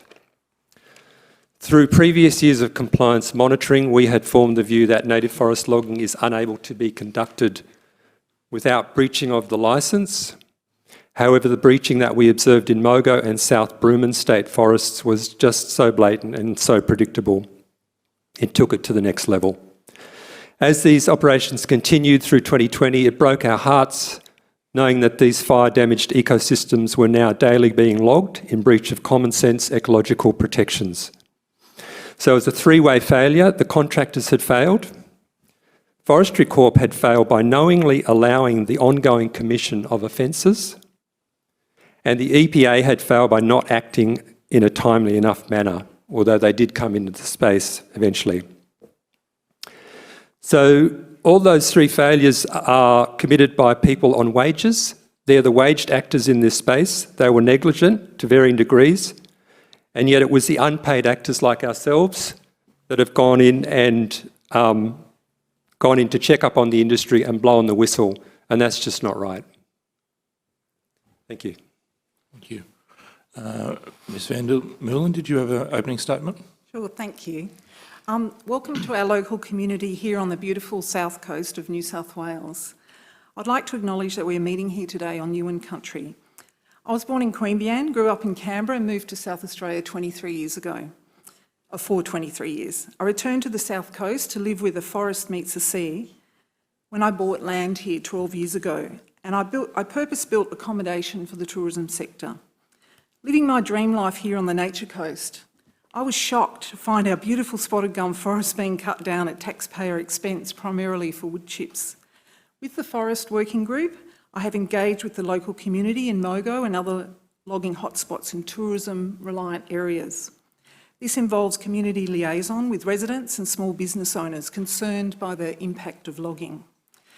When residents ask what could they do to protect environmental features, we developed citizen science techniques for the community to report contractor and forestry compliance issues to the regulator, the Environmental Protection Authority. I have toured the pine plantation mills throughout Tumut, Bombala and the hardwood mill at Eden as a postgraduate student. I'm a forest conservationist and I support a positive forestry industry in planned purpose-built softwood plantations that leaves our wild forests for regional Australians to live and work in and nature not to be limited in national parks. I'd like to table a forest worth more standing document developed with some climate action groups. And this has a table showing that if we stop logging in southeast New South Wales, using the Frontier Report finding that 1 million tonnes of carbon will be negated every year, that for the 6 local shires in this region that are affected by logging, 20% of their emissions will be negated. And in this shire, in Audibility Shire and in Vega Shire, it is more than 50%. So that's another significant reason to stop logging. Thank you. Thank you. Now I'll throw to questions. I'm happy to. Mr. Field.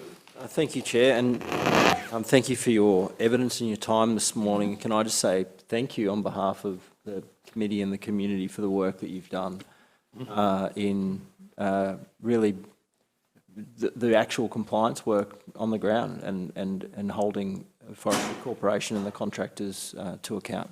I've been aware of that work for some time, and I think it's important that that's recognised here today by the committee by asking for your evidence and advice, so I really do appreciate that. Mr Hopkins, would you describe Forestry Corporation's activities as evidence of systemic failures of compliance, systemic? Yeah, I'd use the word systemic over the past 5 years as we've audited from one compartment to the next. We've uncovered breaching in every single compartment. Some of it you could say was insignificant. It's been reported to the EPA. EPA might have sent a warning letter to the Forestry Corporation about it. They may have issued a penalty infringement notice. They don't always tell us how they're going to respond to our reports. But, yep, there's a systematic pattern of non-compliance with the CIFOA. Now, I know a lot of the activities on the ground are conducted by contractors and not Forestry Corporation themselves. So can you just explain what you've observed in terms of that interaction between the contractors and Forestry Corporation? And you've highlighted all the paid actors involved here, but where do you think the blame sort of hits home the hardest in terms of those compliance breaches on the ground? Well, it's different in every breach, but sometimes you'd say the contractors are over-enthusiastic in that they've gone into exclusion zones they shouldn't have. And under investigation at the moment are 20 trees cut down in Currawan State Forest, Compartment 502, that was reported in January this year.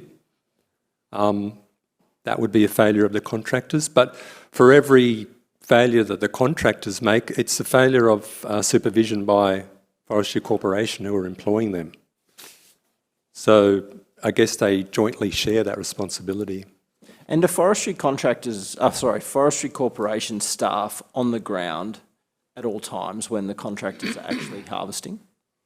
No, they're not. They're meant to be there 20% of the time, which you could interpret as 1 day out of 5 or 20% of any given day. But we've got no way of knowing whether that's being adhered to or not. We try and avoid meeting contractors or forestry staff in the forest. It's not really it can't be a productive interaction. So we'd prefer to be in those forests on a Sunday.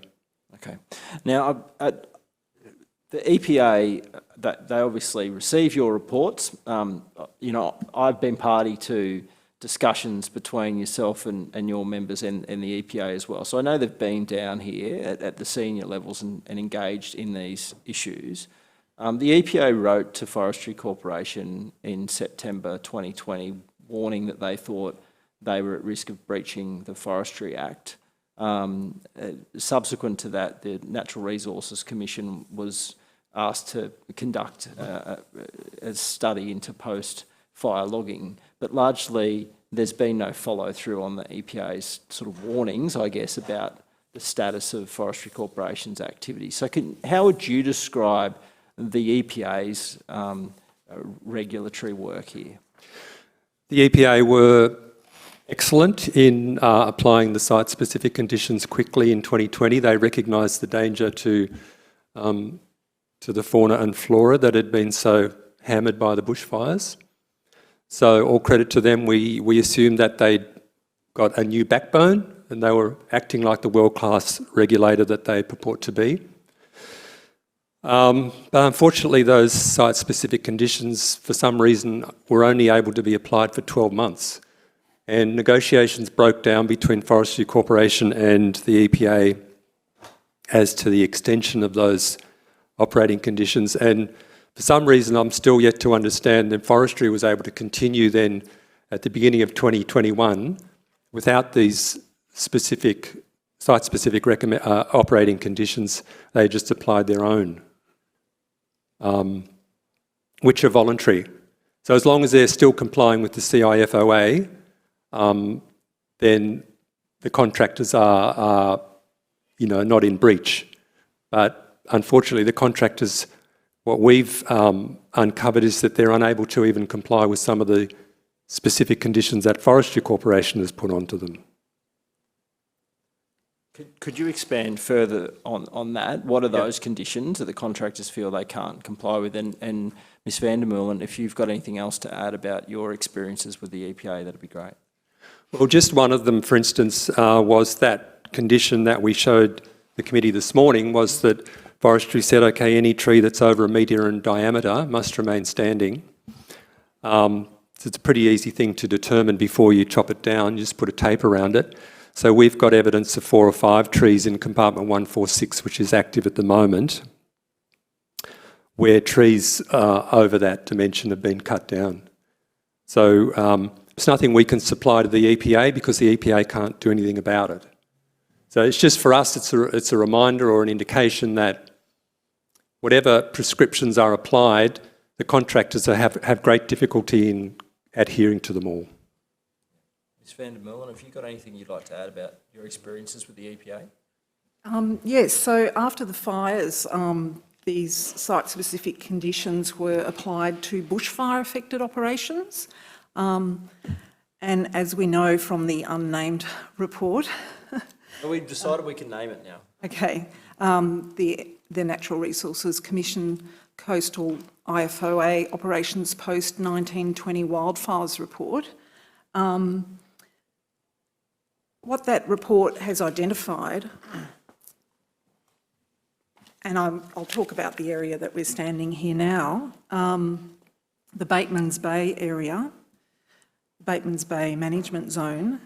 If logging occurs after the fires have been through here, the environment will be at high risk. So the Bateman's Bay and Eden area, and Narooma, just slightly south of here with Bedella State Forest, is logging will occur at extreme risk to the environment. So there is logging planned at Bedella. It's already on the portal next to the Princess Highway, just south of the town of Bedella. So my understanding with forestry resuming logging without these EPA site-specific conditions for bushfire-affected operations is that they were doing that in defiance of the EPA. I've got an article in my submission that advises that the EPA has warned Forestry Corporation it could face regulatory action after accusing it of walking away from the negotiation. So that's the words of the reporter.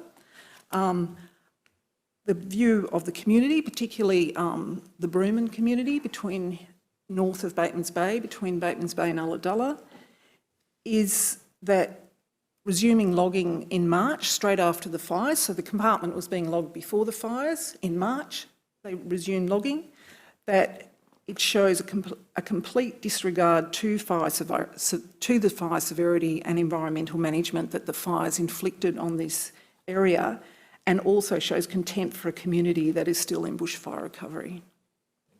Thank you, Chair. Thank you. Mr. Beach. Can I, thank you. Mr. Hopkins, this morning, Yep. we touched briefly on ecotourism and particularly the bike trails, the mountain biking trails. And in the documents you've tabled here this afternoon, the January to March 2021 Living in Eurobodalla document, the Mogo mountain biking trail, or Mogo Adventure Trail Hub. So can you just explain to us why you think that I think it's $8 million, but why that may not be right, but why that spend may not be a good spend of dollars for ecotourism? What are the issues arising with this bike trail? Well, we maintain there's a conflict of interest that the forests are contested spaces, and it's a deluded view to think that you can have an $8 million investment of mountain biking trails through the state forest when Forestry Corporation reserves the right to log those forests at any stage. And to back that up, just refer to this town in northeast Tasmania called Derby, which has reinvented itself and become the Tasmanian capital of mountain biking, or some people call it the Australian capital of mountain biking. So they've said, it's just the economy's booming down there because of all the people coming to do mountain biking. But just in last month, the community tabled a petition of 34,000 signatures into the Tasmanian Parliament calling for an end to logging in the area because it was eroding the economic base of their town. So that Derby had become so dependent on mountain biking, but because the logging was going on all around the town, it was sabotaging that industry. And that's exactly what could happen at Mogo, and also what could happen at Bodalla if either of those two towns became similarly reinvented as Derby has. So essentially what you're saying is there's a Forest Corp maintaining a right to log at any stage in the future puts at risk that investment. That's essentially what you're saying. That's right, because ideally if you're a mountain biker, you'd like to cycle through presumably as pristine a coastal forest as possible. You don't want to go through an area that's just been logged or, in the last few years with debris everywhere and canopy gone. It's shooting ourselves in the foot, and we're deluded to think that the two can coexist. And that's why I point the finger at the council, I point the finger at Forestry Corporation and say, look, we've really got to make a stand here and just say if we're going to invest $8 million, we want an assurance that the forest isn't going to be logged. Just even within that footprint of that particular project. So the Mogo Adventure Trails Hub is 155 kilometres of trails. It's both sides of the highway. So last year, Forestry Corporation logged compartment 180. That's totally within the footprint of this project. And right now they're logging, as we've seen today, in compartment 146, which is actually a critical linkage location between Mogo town and the major existing bike tracks around Deep Creek Dam. Okay. Are there other ecotourism enterprises that would be put at risk because of this provision that forestry have that at some stage in the future they reserve the right to log again? Well, bird watching tourism, any kind of nature-based camping. Who wants to go camping in a logged forest? I mean, there's so many opportunities that will open up if we can just leave these forests alone and have them grow to be older and older and older. The biodiversity values will increase and they'll become more and more attractive for visitation. For people coming out of the cities, particularly after our experiences with the pandemic, nature has become more and more of a priority in people's lives, and they'd be more and more prepared to spend their tourist dollar domestically. At places like the South Coast are so well positioned to take advantage of that. Already I haven't got the figures, but already the tourist industry eclipses logging industry by a long way on the South Coast. Okay. Can I continue on that? First of all, just with the mountain bike, you're not worried about the impact of the mountain biking on these forest areas? No, because it's the infrastructure is kind of restricted to a single track. So it's going to have minimal impact on the fauna and the flora of those areas. Okay. And possibly for you as well, Ms van der Meulen, you're in tourism? Yes. And how's that been tracking over the last however long you've been in the industry? Are we increasing in that ecotourism space? So I've been in the accommodation sector for the last 6 years. So of course Good 6 years. Good 6 years to pick in that game. Doing well until the bushfires, and then followed by, everyone's had the experience with COVID. We do have the figures. We gave some of these out in our walk today for ecotourism. In the Eurobodalla Shire, this area here, we welcome 1.2 million visitors a year. It's just above the aerial map.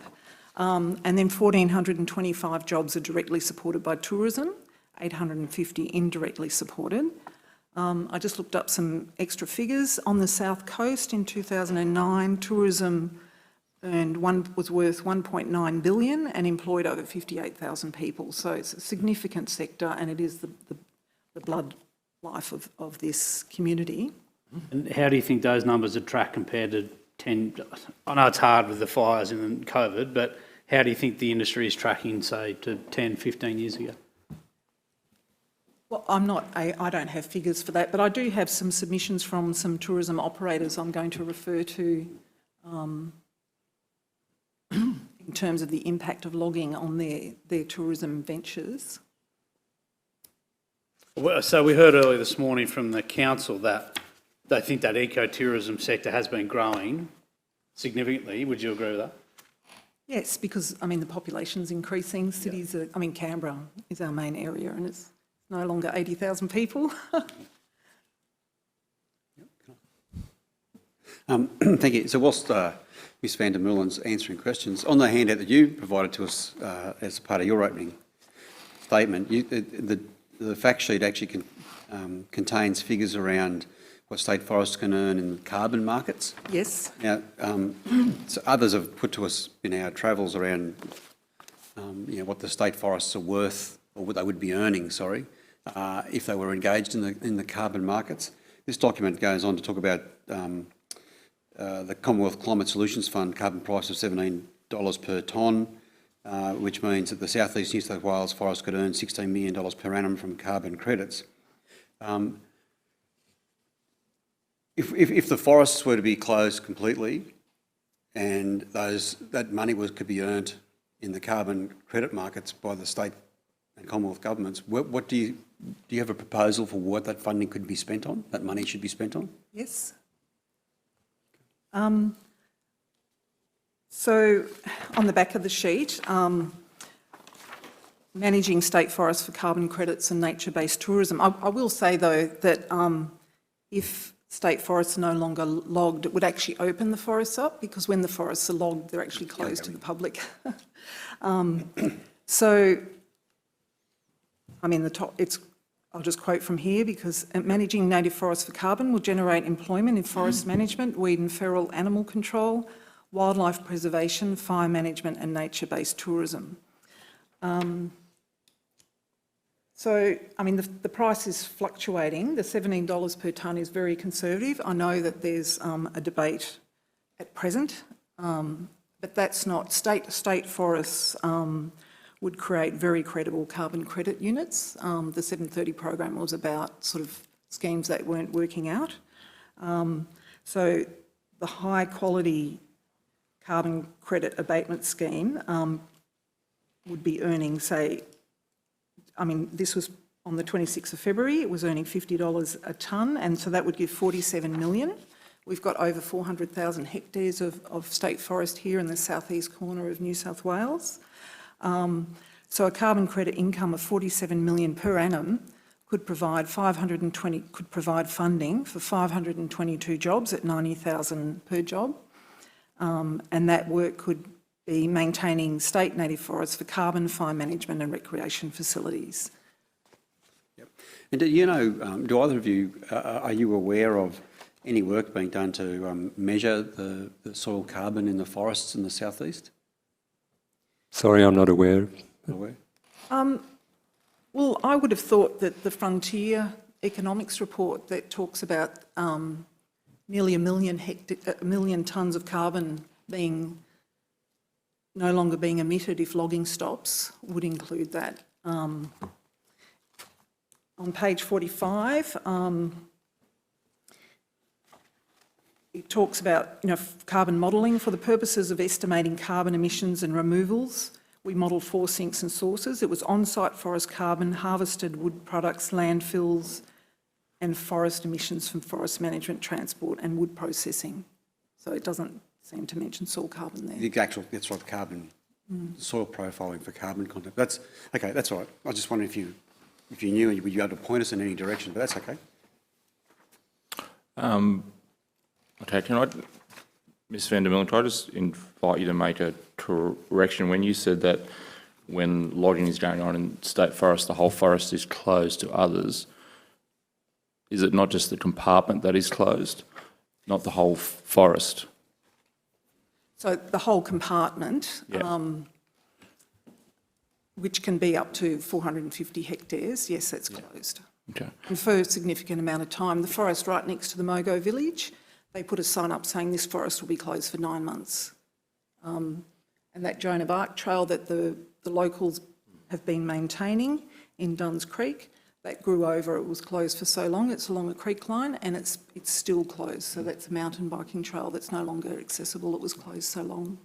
Yeah, so depending on the size of the forest and how many compartments, if they're logging several compartments at a time, the whole forest may be closed, but a larger forest that has a larger number of compartments may not be completely closed off to other visitors. No, but then we're getting into the issue of the safety of residents and tourists that are travelling through the area with logging trucks. Sure. Can I just go to the questions about EPA? And I know Mr. Field was, I guess, pressing for where the blame needs to land on this. If EPA were properly funded and to do more compliance, do you think that would address some of the issues that you've raised here today in terms of, I guess, not being able to pick up on those failings and you having to find those and report those issues? Do you think if they were funded properly and they were that world-class regulator that you hoped they would be, do you think that would assist in, I guess, abating some of these issues? Look, I genuinely believe that they aspire to be the world-class regulator that they want to be, and that it is funding and resourcing that is putting the handbrake on them. They maintain that they are monitoring every logging operation in the state, but it's I find that hard to believe, and they just don't have the field staff to go out and keep an eye on what's going on. So they do rely on the community to a large degree for them to prioritise where they put their resources. And that was what was heartbreaking in 2020, is that we knew that every day that logging continued without a stop work order, that more and more breaching was going on. And, I think in South Bloomin it took 60 days from when we first started reporting it for the stop work order to be put in place there. And in Mogo, for memory, it was about 45 days. So those were days that were pointlessly destroying our native ecosystems, needlessly. And perhaps better resourcing would have, they would have been able to act in a more timely manner. To your knowledge, does EPA have KPIs in terms of how quickly they aim to respond to those complaints? I'm sorry, I don't know. No. Okay. I'm looking to others for... I'll throw to Mr. Primrose first, and then just back to briefly, Mr. Field. Mrs. van der Meulen, I'm looking again at the Zero document.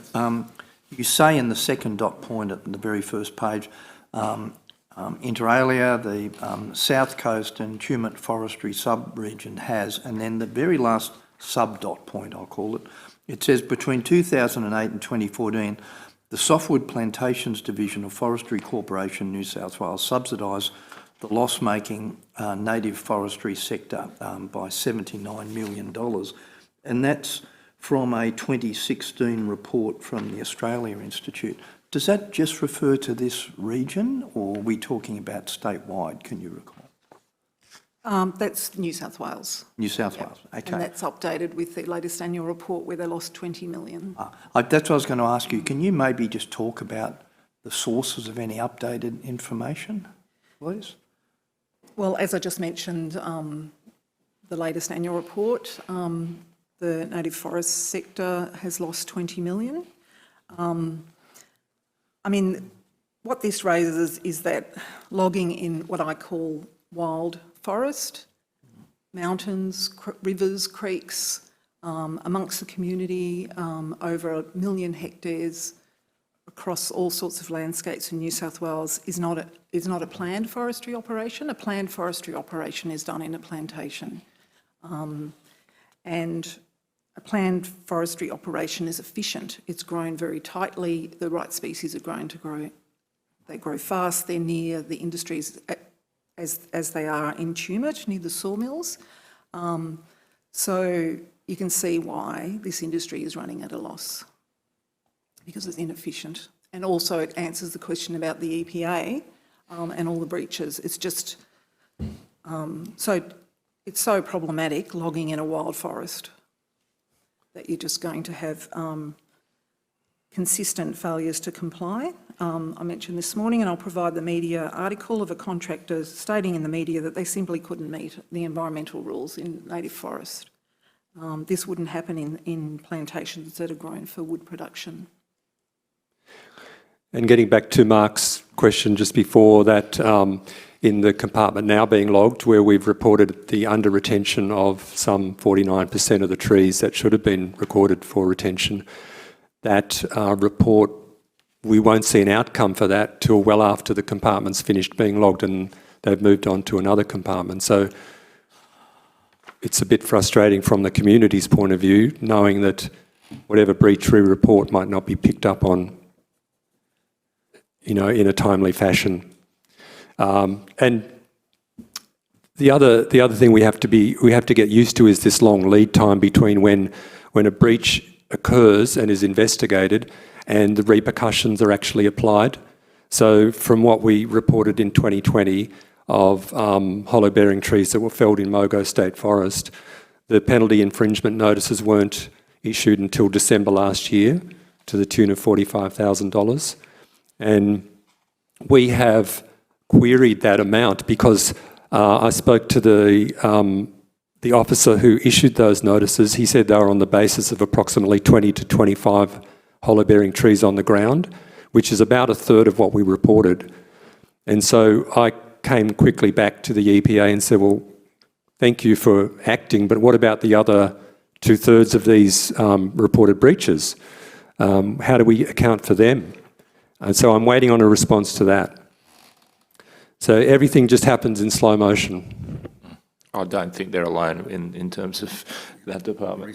Yeah, Mr. Field. It's just on that, Mr. Hopkins, do the EPA provide any investigation report publicly where they actually outline? Not that I'm aware of. They went through which allegations they can, you know, they might have upheld or ones that they. There's that on the website, the register of investigations that have been conducted, and it shows what the outcome of those investigations are and whether a prosecution resulted or a penalty infringement notice or a warning letter. But it's a little bit incomplete. It's not comprehensive. So on this question of the EPA and their activity on the ground, I asked some questions in budget estimates about inspections. Since August 2021, the EPA have conducted just 4 inspections pre-harvest, more, I think about 18 to 20 during, and only a handful after. What do you think the EPA should be doing to be able to identify and effectively regulate against the CFIOA? Look, you'd have to have a regional EPA office in every town where there was a Forestry Corporation office. You'd have to have, they'd have to be staffed with enough people that can go out in the field and perhaps even monitor, to 20% of the time that contractors are out there with the level of breaching that's been going on.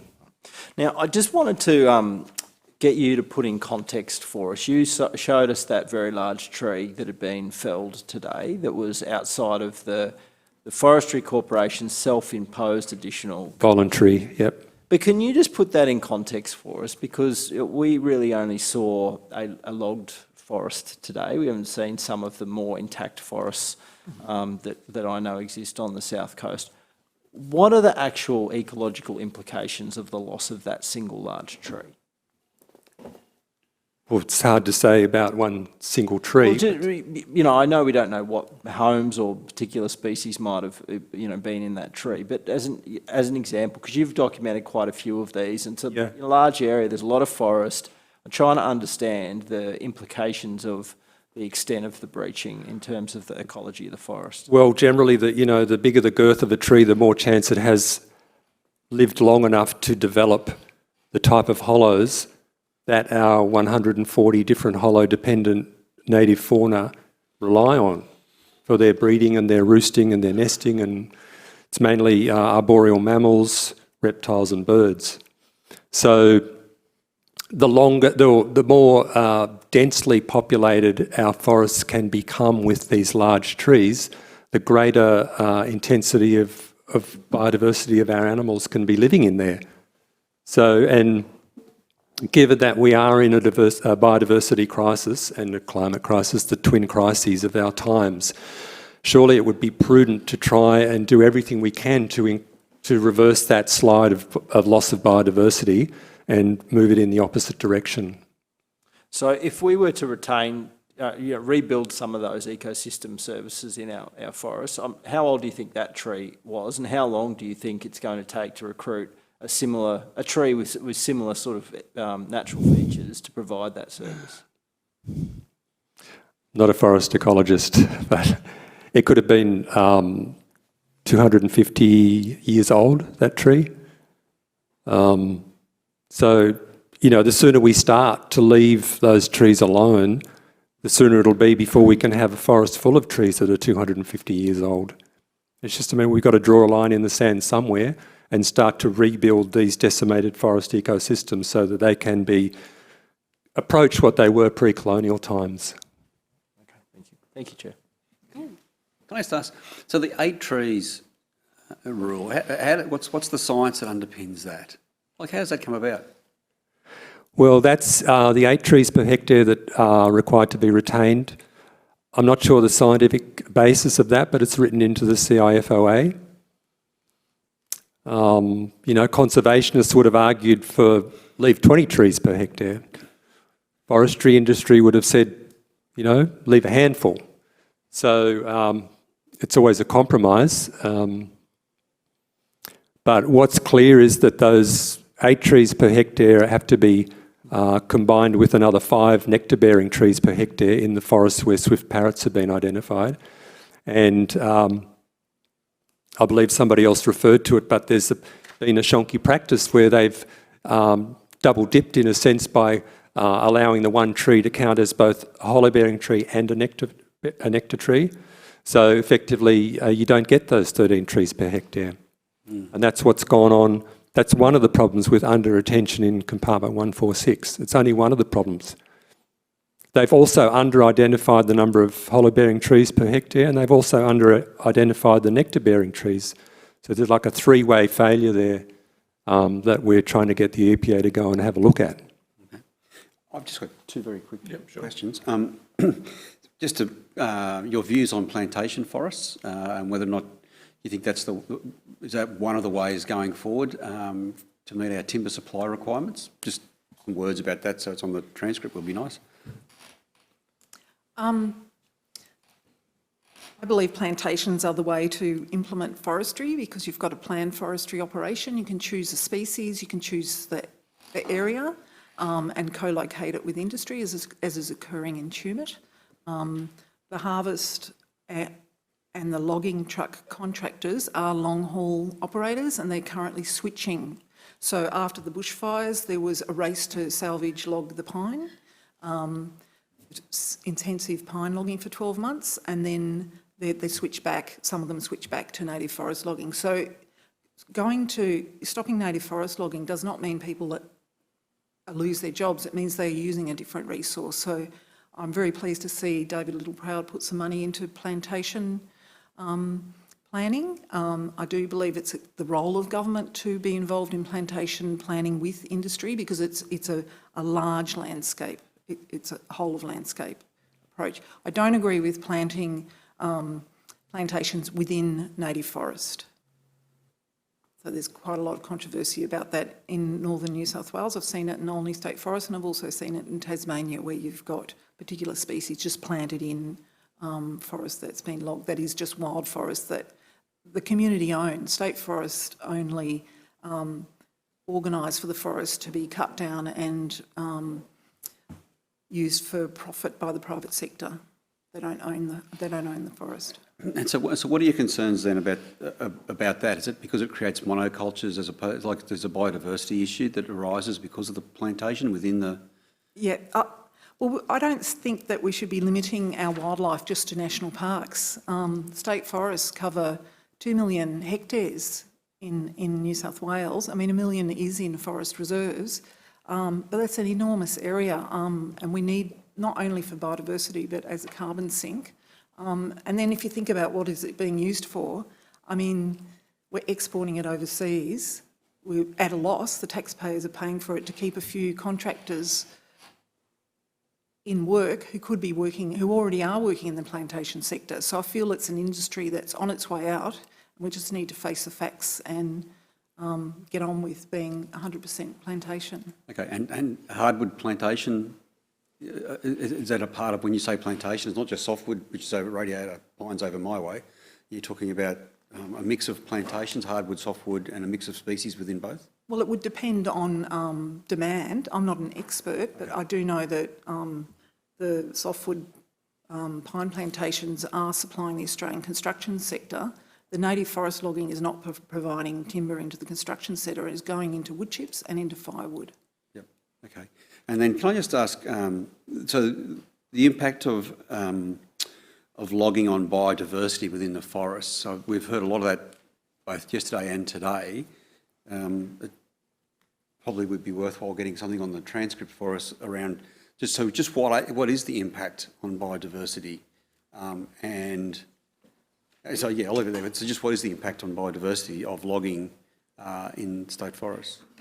Well, with each rotation of logging, the biodiversity is diminished. It never returns to what it was before that logging took place. So gradually, all these forests in the south coast now are regrowth forests, and sure, they're coming back. So to a degree, you could say they're sustainable. It's sustainable forestry, but they're coming back to a decreased level of biodiversity each time, and we can witness that with the inevitable slide of species towards extinction, as various of our fauna, like your greater glider, your yellow-bellied glider, your swift parrot, your gang cockatoo, they're slowly migrating down that conservation status conveyor belt towards extinction. And we heard today that the swift parrot might be gone in the next 12 to 15 years. So that's one of the reasons why we need to stop native forest logging, to reverse that loss of biodiversity and to try and bring it back to, as I said before, pre-colonial levels as much as possible. In order to do that, I'd support 100% plantation-based industries, and so that we can move towards old growth and generate those nature-based tourism dollars that will support the economies of the South Coast and North Coast into perpetuity. Thank you. That concludes our time with you today, but thank you very much for coming and giving evidence, as well as also showing us through compartment 146 this morning. I think you may have taken some questions on notice. The committee secretariat will be in touch, and you'll have 21 days to get back to us with that. But thank you very much for your time this afternoon and this morning. Thanks for the opportunity, Mark. Yep, thank you. Thank you.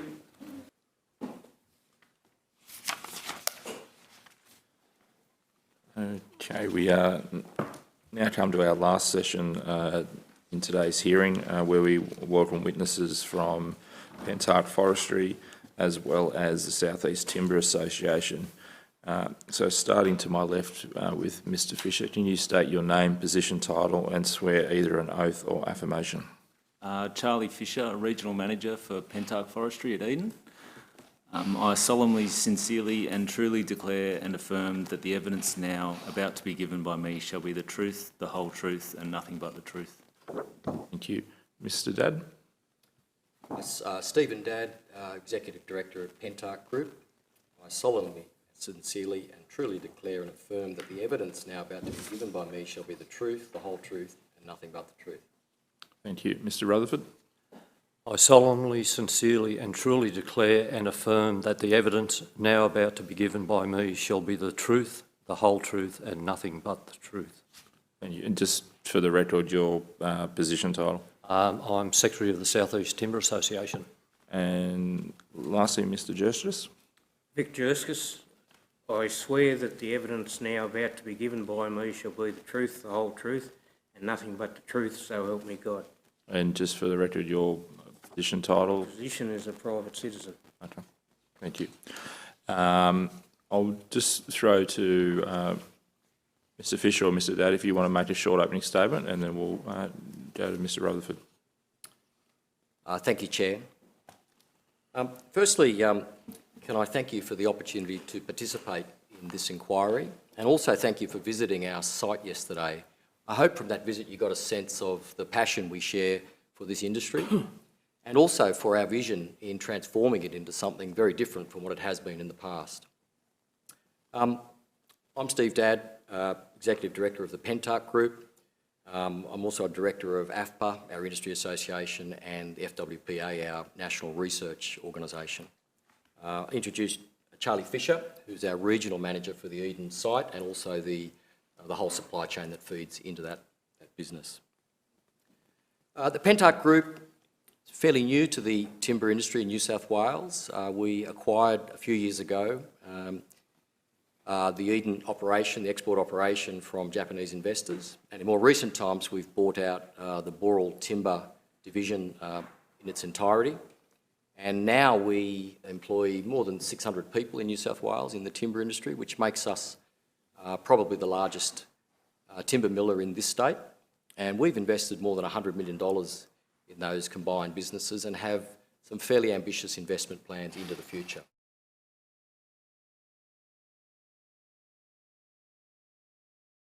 Well documented, and I won't remind you of them. I'm sure by now in this inquiry you've heard chapter and verse about what's driven the supply crisis that we now face.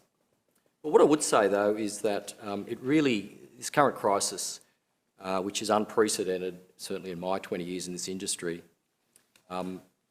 highlights our exposure to global supply chains. It highlights, I think, the chronic underinvestment in plantations that our industry has made over many decades, and also the impact of the wind back in regrowth forestry, state forest resource into our industry. And I think precisely now we're starting to realise just how significant this industry is to many really significant downstream industries for our economy. The construction and building industry, the supply chain, logistics, manufacturing industries all rely on timber products in ways that I think perhaps have been clouded in the past. What we are seeing today, I think, is a market failure. Traditionally, in economic theory, a supply crisis like this would result in businesses like ours investing heavily in plantations, in infrastructure, new capital, in order to fill that supply-demand gap. But we're not seeing that. And I think there are so many factors contributing to this market failure that really are worth this inquiry taking a good hard look at. What we are seeing is very short-term contracts. We're seeing no investment horizon. We're seeing challenges to RFAs. We're seeing an industry that's by and large uninsurable because of what we've seen in terms of its exposure to, climatic issues like floods, fires, proximity to national parks, which are, contributing to some of those insurance problems. We're also seeing, I think, an unwillingness to explore salvage operations in significant areas of our state forest, which could probably, in many ways, if you take a lead from the softwood industry, fill some of that supply-demand gap. For us, the hardwood regrowth forest is a significant part of our business. We are strong supporters of a permanent, ongoing, continuous regrowth forestry activity. We believe it's sustainable, and we believe it's necessary in an industry like ours, which really cannot feed itself on plantation alone and won't be able to do that for many years, if ever. Our reliance on imports, which is up to 30% of our total consumption, is significant, and that gap is widening. We recognise that there are specific and significant problems in the hardwood space, and we look with some dismay on the decisions made based on ideology rather than science in Victoria and WA to close our industry down. We also look with concern at our complete lack of effort in terms of forest restoration in significant hardwood forests that have been burnt in the recent bushfires. What we potentially lose if we lose our industry is not only an enormous loss of regional employment and economic activity, which goes way beyond the forest. We lose, we create an irreplaceable vacuum in the skills and assets to fight fire. We create further pressure on the supply chains down into construction, building and the logistics supply chain. We lose a lot of expertise in forest management, which I think are thin on the ground at the moment. We place enormous pressure on imports, and I think the far less well-managed tropical forests of Asia, Africa and South America we put under more pressure without having an industry of our own. And I think we also change forever the recreational activities of tens of millions of visitors each year to the state forests.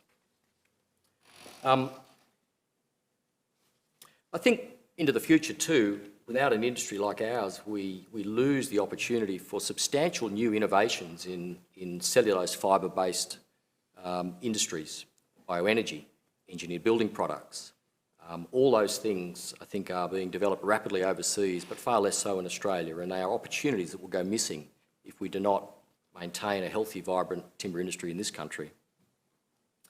Finally, I think we do turn our back on an industry that's capable of assisting in the restoration of landscape function, restoring biodiversity, managing fire risk and helping fix the forest after devastating fires like what we've had. So I think, look, there's a lot to lose in seeing an industry like ours underinvested in or worse, shut down. And I think Victoria and Western Australia will discover that in the near future. Look, we have some recommendations for what we'd like this inquiry to look at in depth, but I might leave them for our submission and leave it at that, if that's okay, Chair. Yep, thank you. Mr Rutherford. Sustainable forest industries must have a sustainable land base. Since the Comprehensive, Adequate and Representative Reserve System was established as part of the Regional Forest Agreement process, there's been an ongoing erosion of state forest land base available for timber production. Given the interconnective relationship of forests across the landscape, sustainable forest management must be viewed across both public and private land, including the Conservation Reserve System. Much of the key New South Wales regulatory framework is written from a terra nullius view of the New South Wales natural environment. The current natural environment regulatory framework purports to protect scrubbed up forests in declining health that are an artefact of more than 200 years of European neglect. The authors of this framework exhibit a failure to understand the effect Aboriginal fire management has had on ecological development in New South Wales. On page 2 of the New South Wales National Parks and Wildlife Service September 2021 Zero Extinctions Report, it states, there is evidence that the overall decline in biodiversity in New South Wales is occurring even in the national park estate. Despite up to a century of timber production, biodiverse state forests continue to be transferred to national parks to shore up conservation objectives, including koala protection. When will government and conservation bureaucrats ask if multiple use state forests are delivering conservation outcomes to the same or higher level than national parks, why is there a need to change land tenure? New South Wales must take a lead in altering the course of the current megafire Titanic if we are to avoid another wave of faunal extinctions. Any future climate variability is a reason to act, not a reason to do nothing or to continue to implement the same failed ecological and fire management policies. I'll conclude there, but what I'd like to do on behalf of Vic is just table some answers to the Honourable Peter Primrose from yesterday's field trip. So they're tabled for your information. Thank you. I might start off questions and then throw to others.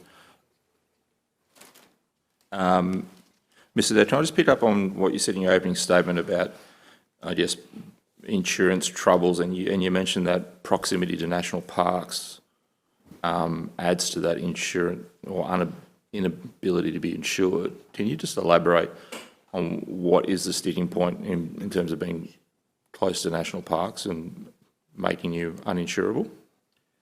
Insurance these days is a global industry. Reinsurance, very hard for foreign reinsurers to truly understand the intricacies of what goes on here, but they look at the fires, and they look at burn patterns, and they look at the proximity of our assets to areas that burn significantly, both state forests and national parks, and that rings alarm bells for insurance companies. The same can be said about some of the flood areas, but I guess they are probably of lesser consequence because they're fairly recent, but certainly the fires have created the prospect of assets being uninsurable. Most plantations these days, which are significant assets and long-term investments, remain uninsured in this country.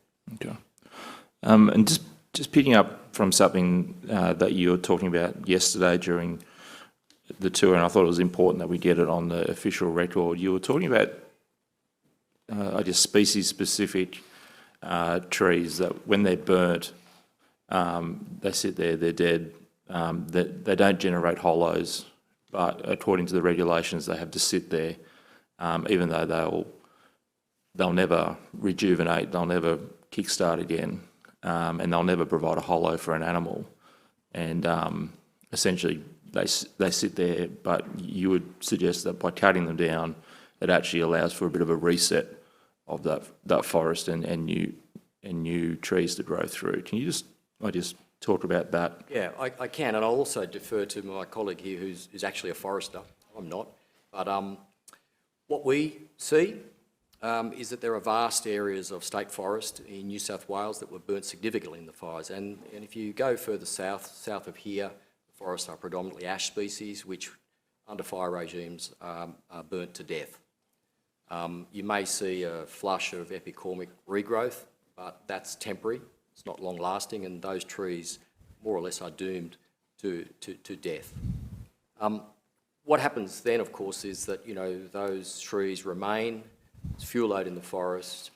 They remain as a danger to anyone who may enter that forest for recreation or for forestry into the future.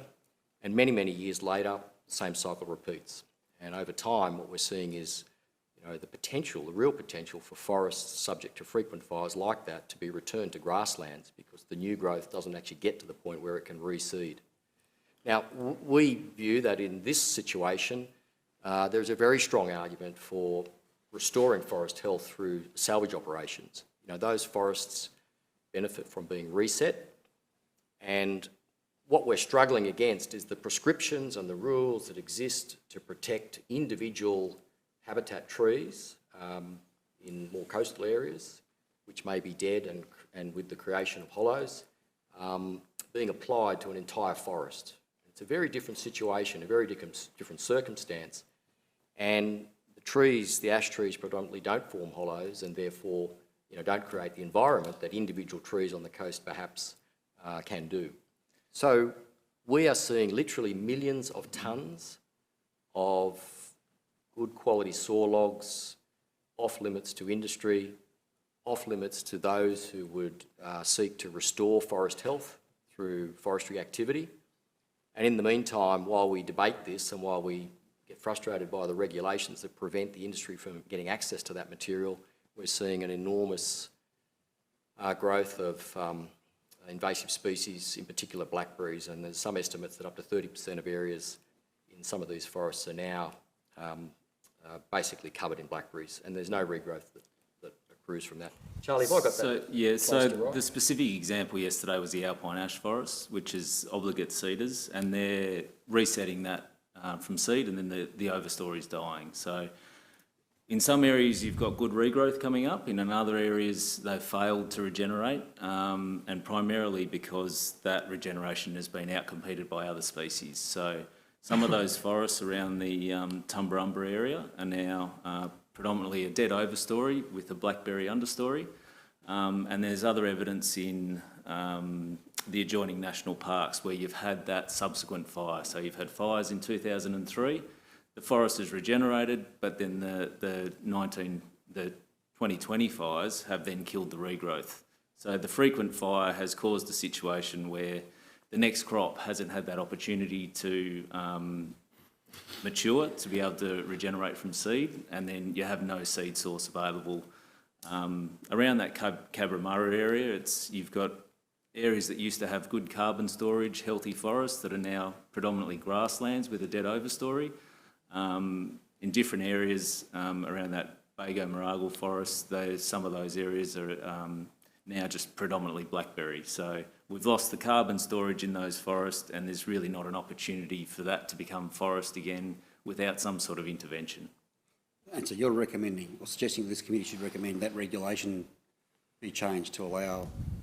Certainly in the current instance, if nothing is done with those forests, if there's no intervention, they are no longer forest, and this is what you see in the national park. And I suppose this is the risk in other areas with more frequent fire regimes, although there's very specific differences with how some of the different eucalypt species respond to fire. So some may be all right with two subsequent fires responding to epicormic growth, and then where other areas may die under those scenarios.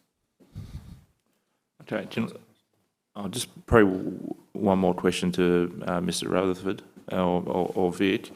We'll talk about yesterday about, I guess, those ecological burns, or traditionally was called as cultural burns, and you want to see, I guess, a more comprehensive rollout of that. We had Mr. Lindenmayer talk to us today out in the forest, and I don't want to put words in his mouth, but he sort of said that probably needs to be a greater, I guess, mapping of where those burns should happen in consultation with traditional landowners. Is that something that you would support, where it was, I guess, a more planned, more comprehensive, I guess, mapping of where is the best places We need to reinstate frequent wildfire regimes across the whole landscape. That's the only thing that can make forest management in general and the timber industry sustainable.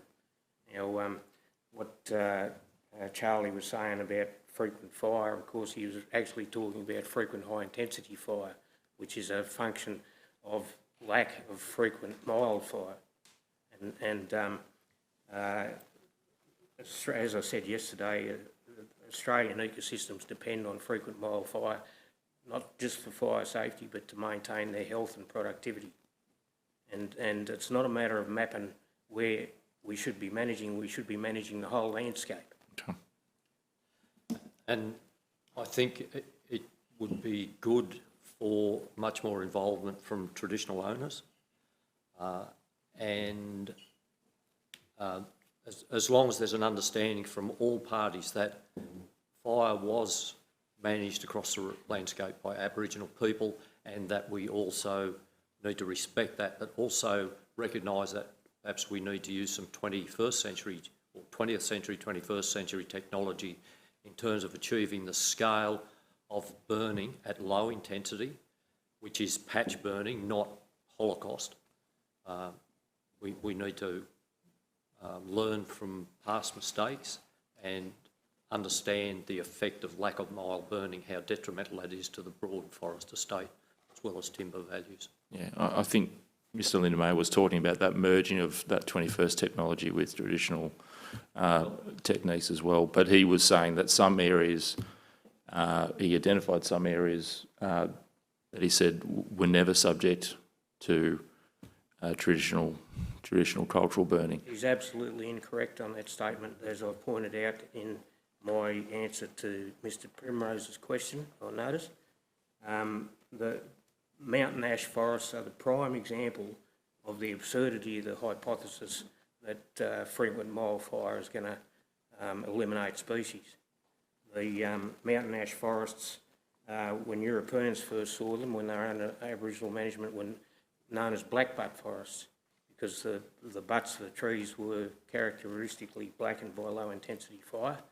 And since we disrupted Aboriginal burning, the whole ecosystem's changed so that academics such as Professor Lindenmayer now embrace a mythology that they are wet sclerophyll forests that regenerate naturally as even-aged forests by high-intensity crown fires. And that's absolutely wrong. History and science prove otherwise. Thank you. I might pass to Mr Veitch. Thank you. Just the very first thing, if I could, Chair, sure. very quickly. Mr Datt, I think it would be important. You've appeared before us before in another capacity, is that correct? That's right. I was running the Boral Timber Division. Yeah. Since we got bought out by Pentark, I have re-emerged, badged. I just think it's just important to note, because the committee's gone for a long time and, you've changed That was hats. my last day working for Boral. Okay, thank you. Now, can I just, you were talking about, Mr Dadd, the chronic underinvestment in plantation, and you were going to talk about the lack of long-term planning in that area for many years, so across many governments. Do you, and I gather you're talking about hardwood and softwood, or were you talking, so there's a series of questions. Were you talking about hardwood and softwood, or were you just talking about hardwood? That's the first thing. Second thing is, what would you envisage a long-term plan or strategy for particularly hardwood plantation? What would that look like? And do you have a view about what's the funding envelope? I was referring to both hardwood and softwood. Yep. I think right across the board we have seen insufficient plantations put in the ground. We face a particular problem in plantations in that they do, it is an agricultural pursuit, and there is only so much agricultural land. And, there's quite a bit of uncertainty about long rotation, long-term investments in an agricultural crop that may have a 30, 40 or 50-year time horizon. So that requires a special type of investor. And we have not made it easy for those type of investors to participate in that space. We have had unclear policies around carbon. We have had unclear land management policies, extensive rules and regulations that actually don't exist for agricultural activities that do apply to forestry. The price of land itself is an issue at the moment. There's a lot of competition from traditional agricultural pursuits. And also there is community resistance. There are many communities who just do not want to see more forest in their backyard. They've lived through the fires over the last few years, and the prospect of more plantation forest close to their homes is problematic in many rural communities. So there's quite a bit of resistance to that. I think not all of that is state issues. There are obviously carbon policies and what we call the water rule, the CFI water rule, which prohibits carbon under the ERF from areas of agricultural land that has more than 600 millimetres of rain. It's precisely directed at preventing people from investing in forestry in those areas. Now, we're gradually unwinding that. There are certain areas in Australia, the hub areas, where we are actually allowed to plant trees and get carbon benefits. But the end product of all of that is virtually no increase in our plantation estate in softwood or hardwood in 20 years. So can I ask then, what I'm hearing you say, and correct me if I'm wrong, is that you would encourage this inquiry to essentially recommend to governments of all persuasions that there needs to be a long-term funded strategy for hardwood, softwood plantations in New South Wales? We certainly support that. We certainly support all efforts to try and minimise the legislative barriers to plantations, to encourage plantation investment, to not be a party to, overt resistance to plantations. I mean, there are some real, policies that have gone against the plantations over many years, as opposed to traditional agricultural activities. I would say, though, that, this just puts more emphasis on the ongoing, really necessary role for native regrowth forest. I don't think we can flick a switch and fast forward 50 years to, even if we did solve all those issues that I've mentioned, and we did start to invest again, we still have to wait 50 years for decent saw logs. So, there is a role, a permanent, ongoing role for regrowth forestry. Okay, I just got just two other very quick things. So Pentark operate plantations? Yes, we do. I don't know if I've heard correctly, in the Northern Rivers, New South Wales, in New South Wales? It's 6,000 hectares around the East Gippsland and Bombala regions. Okay, thank you. And finally, the Chair's ticked off on one of the issues that was raised yesterday. Was there anything else that was raised yesterday in the visit by the honourable members around this table that you would like to put on the record your response or have clarified in the transcript? No, look, I think our written submission will cover some of the issues we touched on yesterday in far more detail. Okay. Thank you. Can I just jump in very quickly? Mr. Dad, previous testimony indicated that there's something to learn from the New Zealand experience in relation to how they've adjusted their sector. Do you have a view on that? It's a mixed, there's mixed reaction to the New Zealand forestry policies. First of all, the carbon price into New Zealand that's basically encouraged investment has been significantly higher than here. So I think, those who have invested have benefited from that. I think the experience in New Zealand, on the positive side of the ledger, was that they also encouraged native species plantations in more of a semi-plantation, semi-native forest regeneration set of activities. So I think that's been somewhat helpful. On the negative side of the ledger, there is some resistance from communities about the hollowing out of the sort of agricultural core to whole towns that, where you've got, in a sense, absentee farmers now planting trees and not dairy, which has created some issues for the town. So I do think it's a mixed story there. I don't know, Charlie, you're more familiar with some of these overseas models. Would you have anything to add to that? Oh, I think there's a significant softwood estate throughout New Zealand, and they're heavily reliant on exporting that product as well. It's not as much domestic processing, and they're very reliant on the Chinese market. It's where the majority of their product goes, is my understanding. So it is a slightly different model. There's a lot of pine plantations on very steep slopes, and significant erosion as a result of some of those as well. So yeah, there's some different issues there in New Zealand. Mr. Barrett? I just wanted to touch on a couple of other things we heard this morning, get your views on them. One of them being that 95% of our forests are sent to wood chip mill, then to Japan and Korea. Yep. So that would probably be the figures from 2020, which have been put around, which was immediately after the fires. So immediately after the fires, that was true, and I've got the figures here.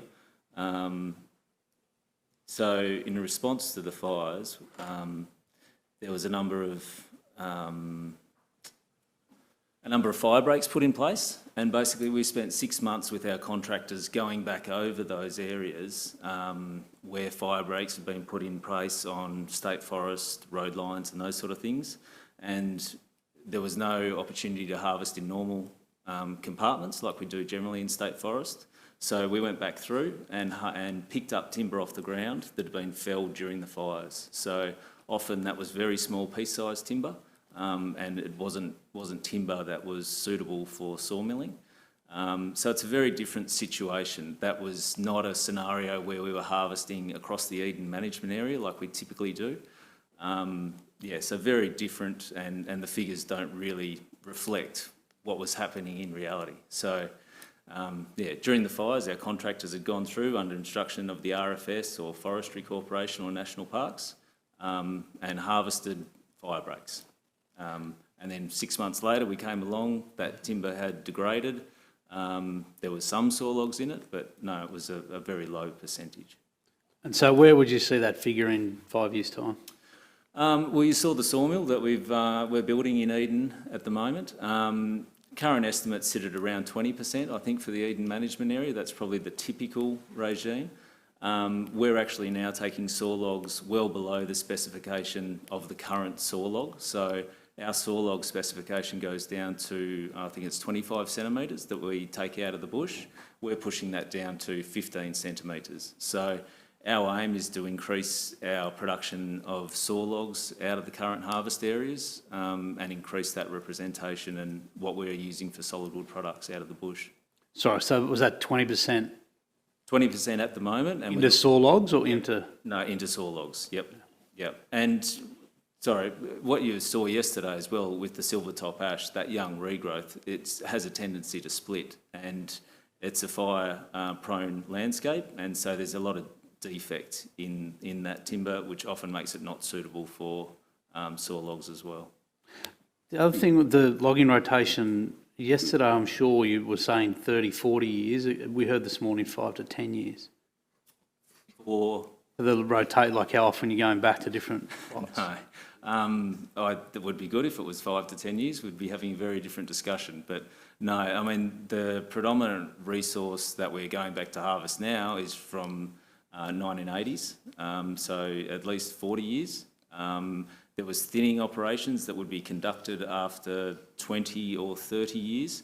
5 or 10 years, that's not even in a plantation estate. So we have our own hardwood plantations that we are harvesting generally at age 15 years. Yep.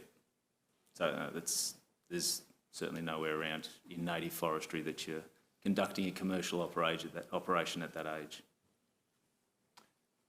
Chair, if I... Yep, sure. Thanks, Chair. And sorry, gentlemen, that I couldn't be there yesterday. I'd love to come down. I'm just at Milton. Love to make the trip down later this month if I could, find a time and have a look at your site. But thank you for your evidence today. Am I right in saying that you're currently in force majeure with your hardwood contracts with Forestry Corporation as a result of the fires? I don't believe we are, but I'd have to take that on notice. I think the evidence that we heard at budget estimates just last month was that all the hardwood contracts are still in force majeure.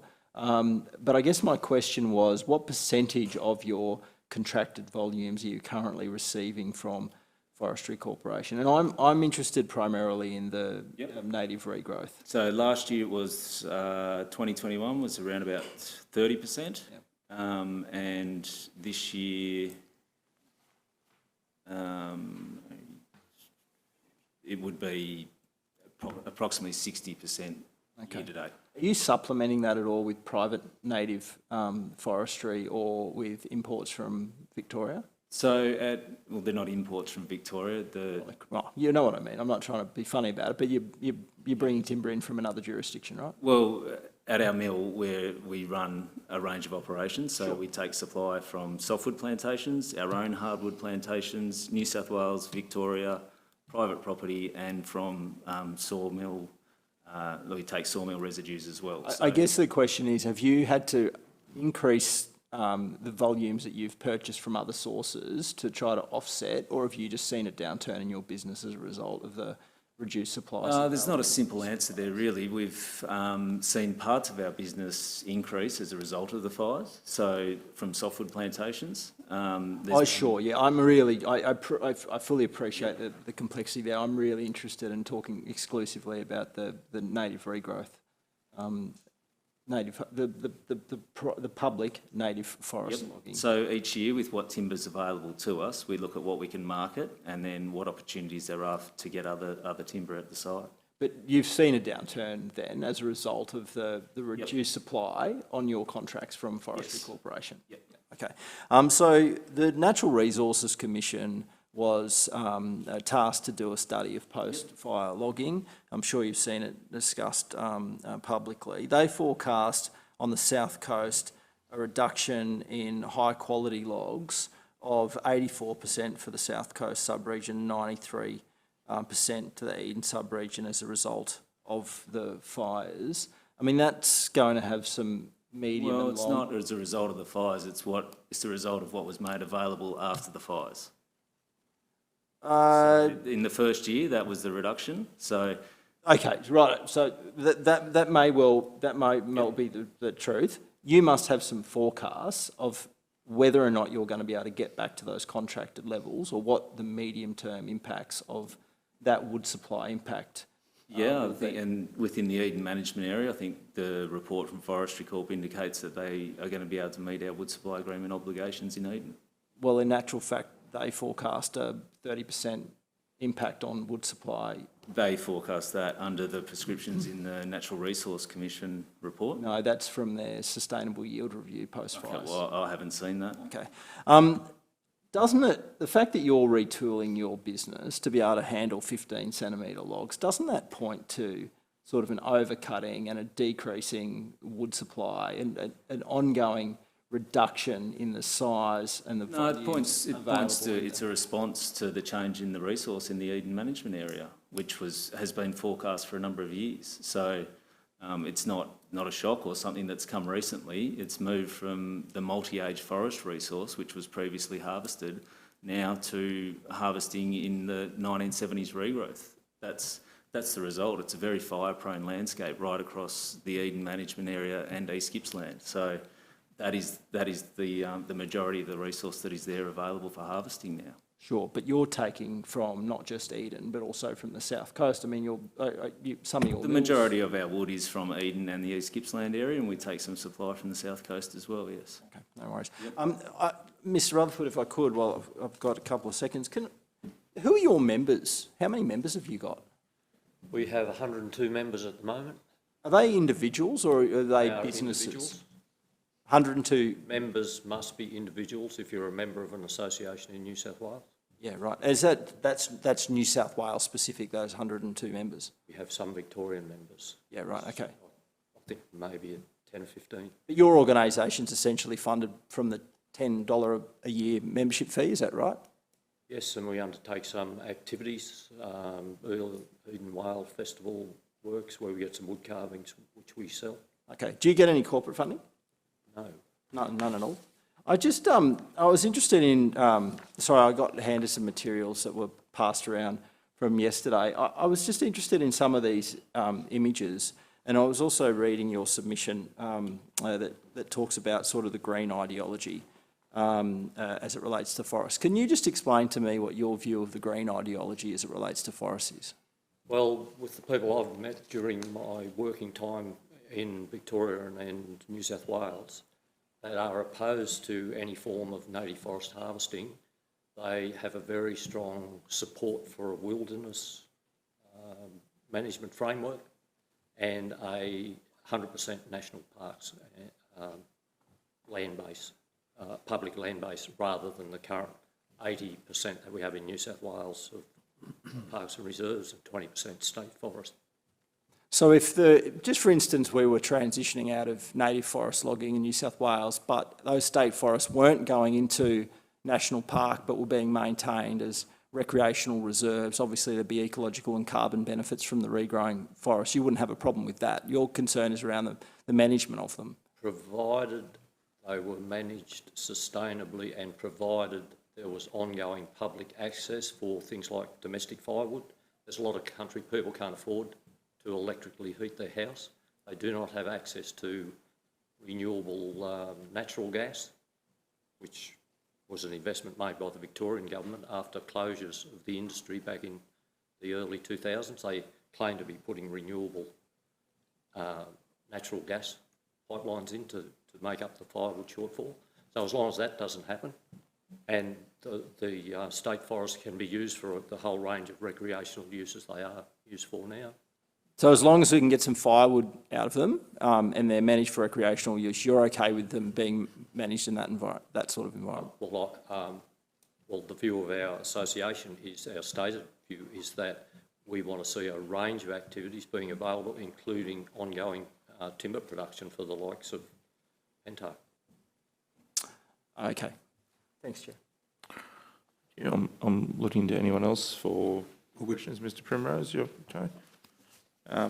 Well, that's perfect timing. On time. So thank you very much to all of you for your not only your time today, but also the time that you spent with us all of yesterday. It was very much appreciated. I think you have taken some questions on notice, and the committee secretariat will be in touch. You'll have 21 days to get them back to us. But yeah, once again, on behalf of the committee, thank you very much for taking the time with us yesterday and today. It's been very much appreciated. Thank you. Thank you. Thank you. Thanks for your time.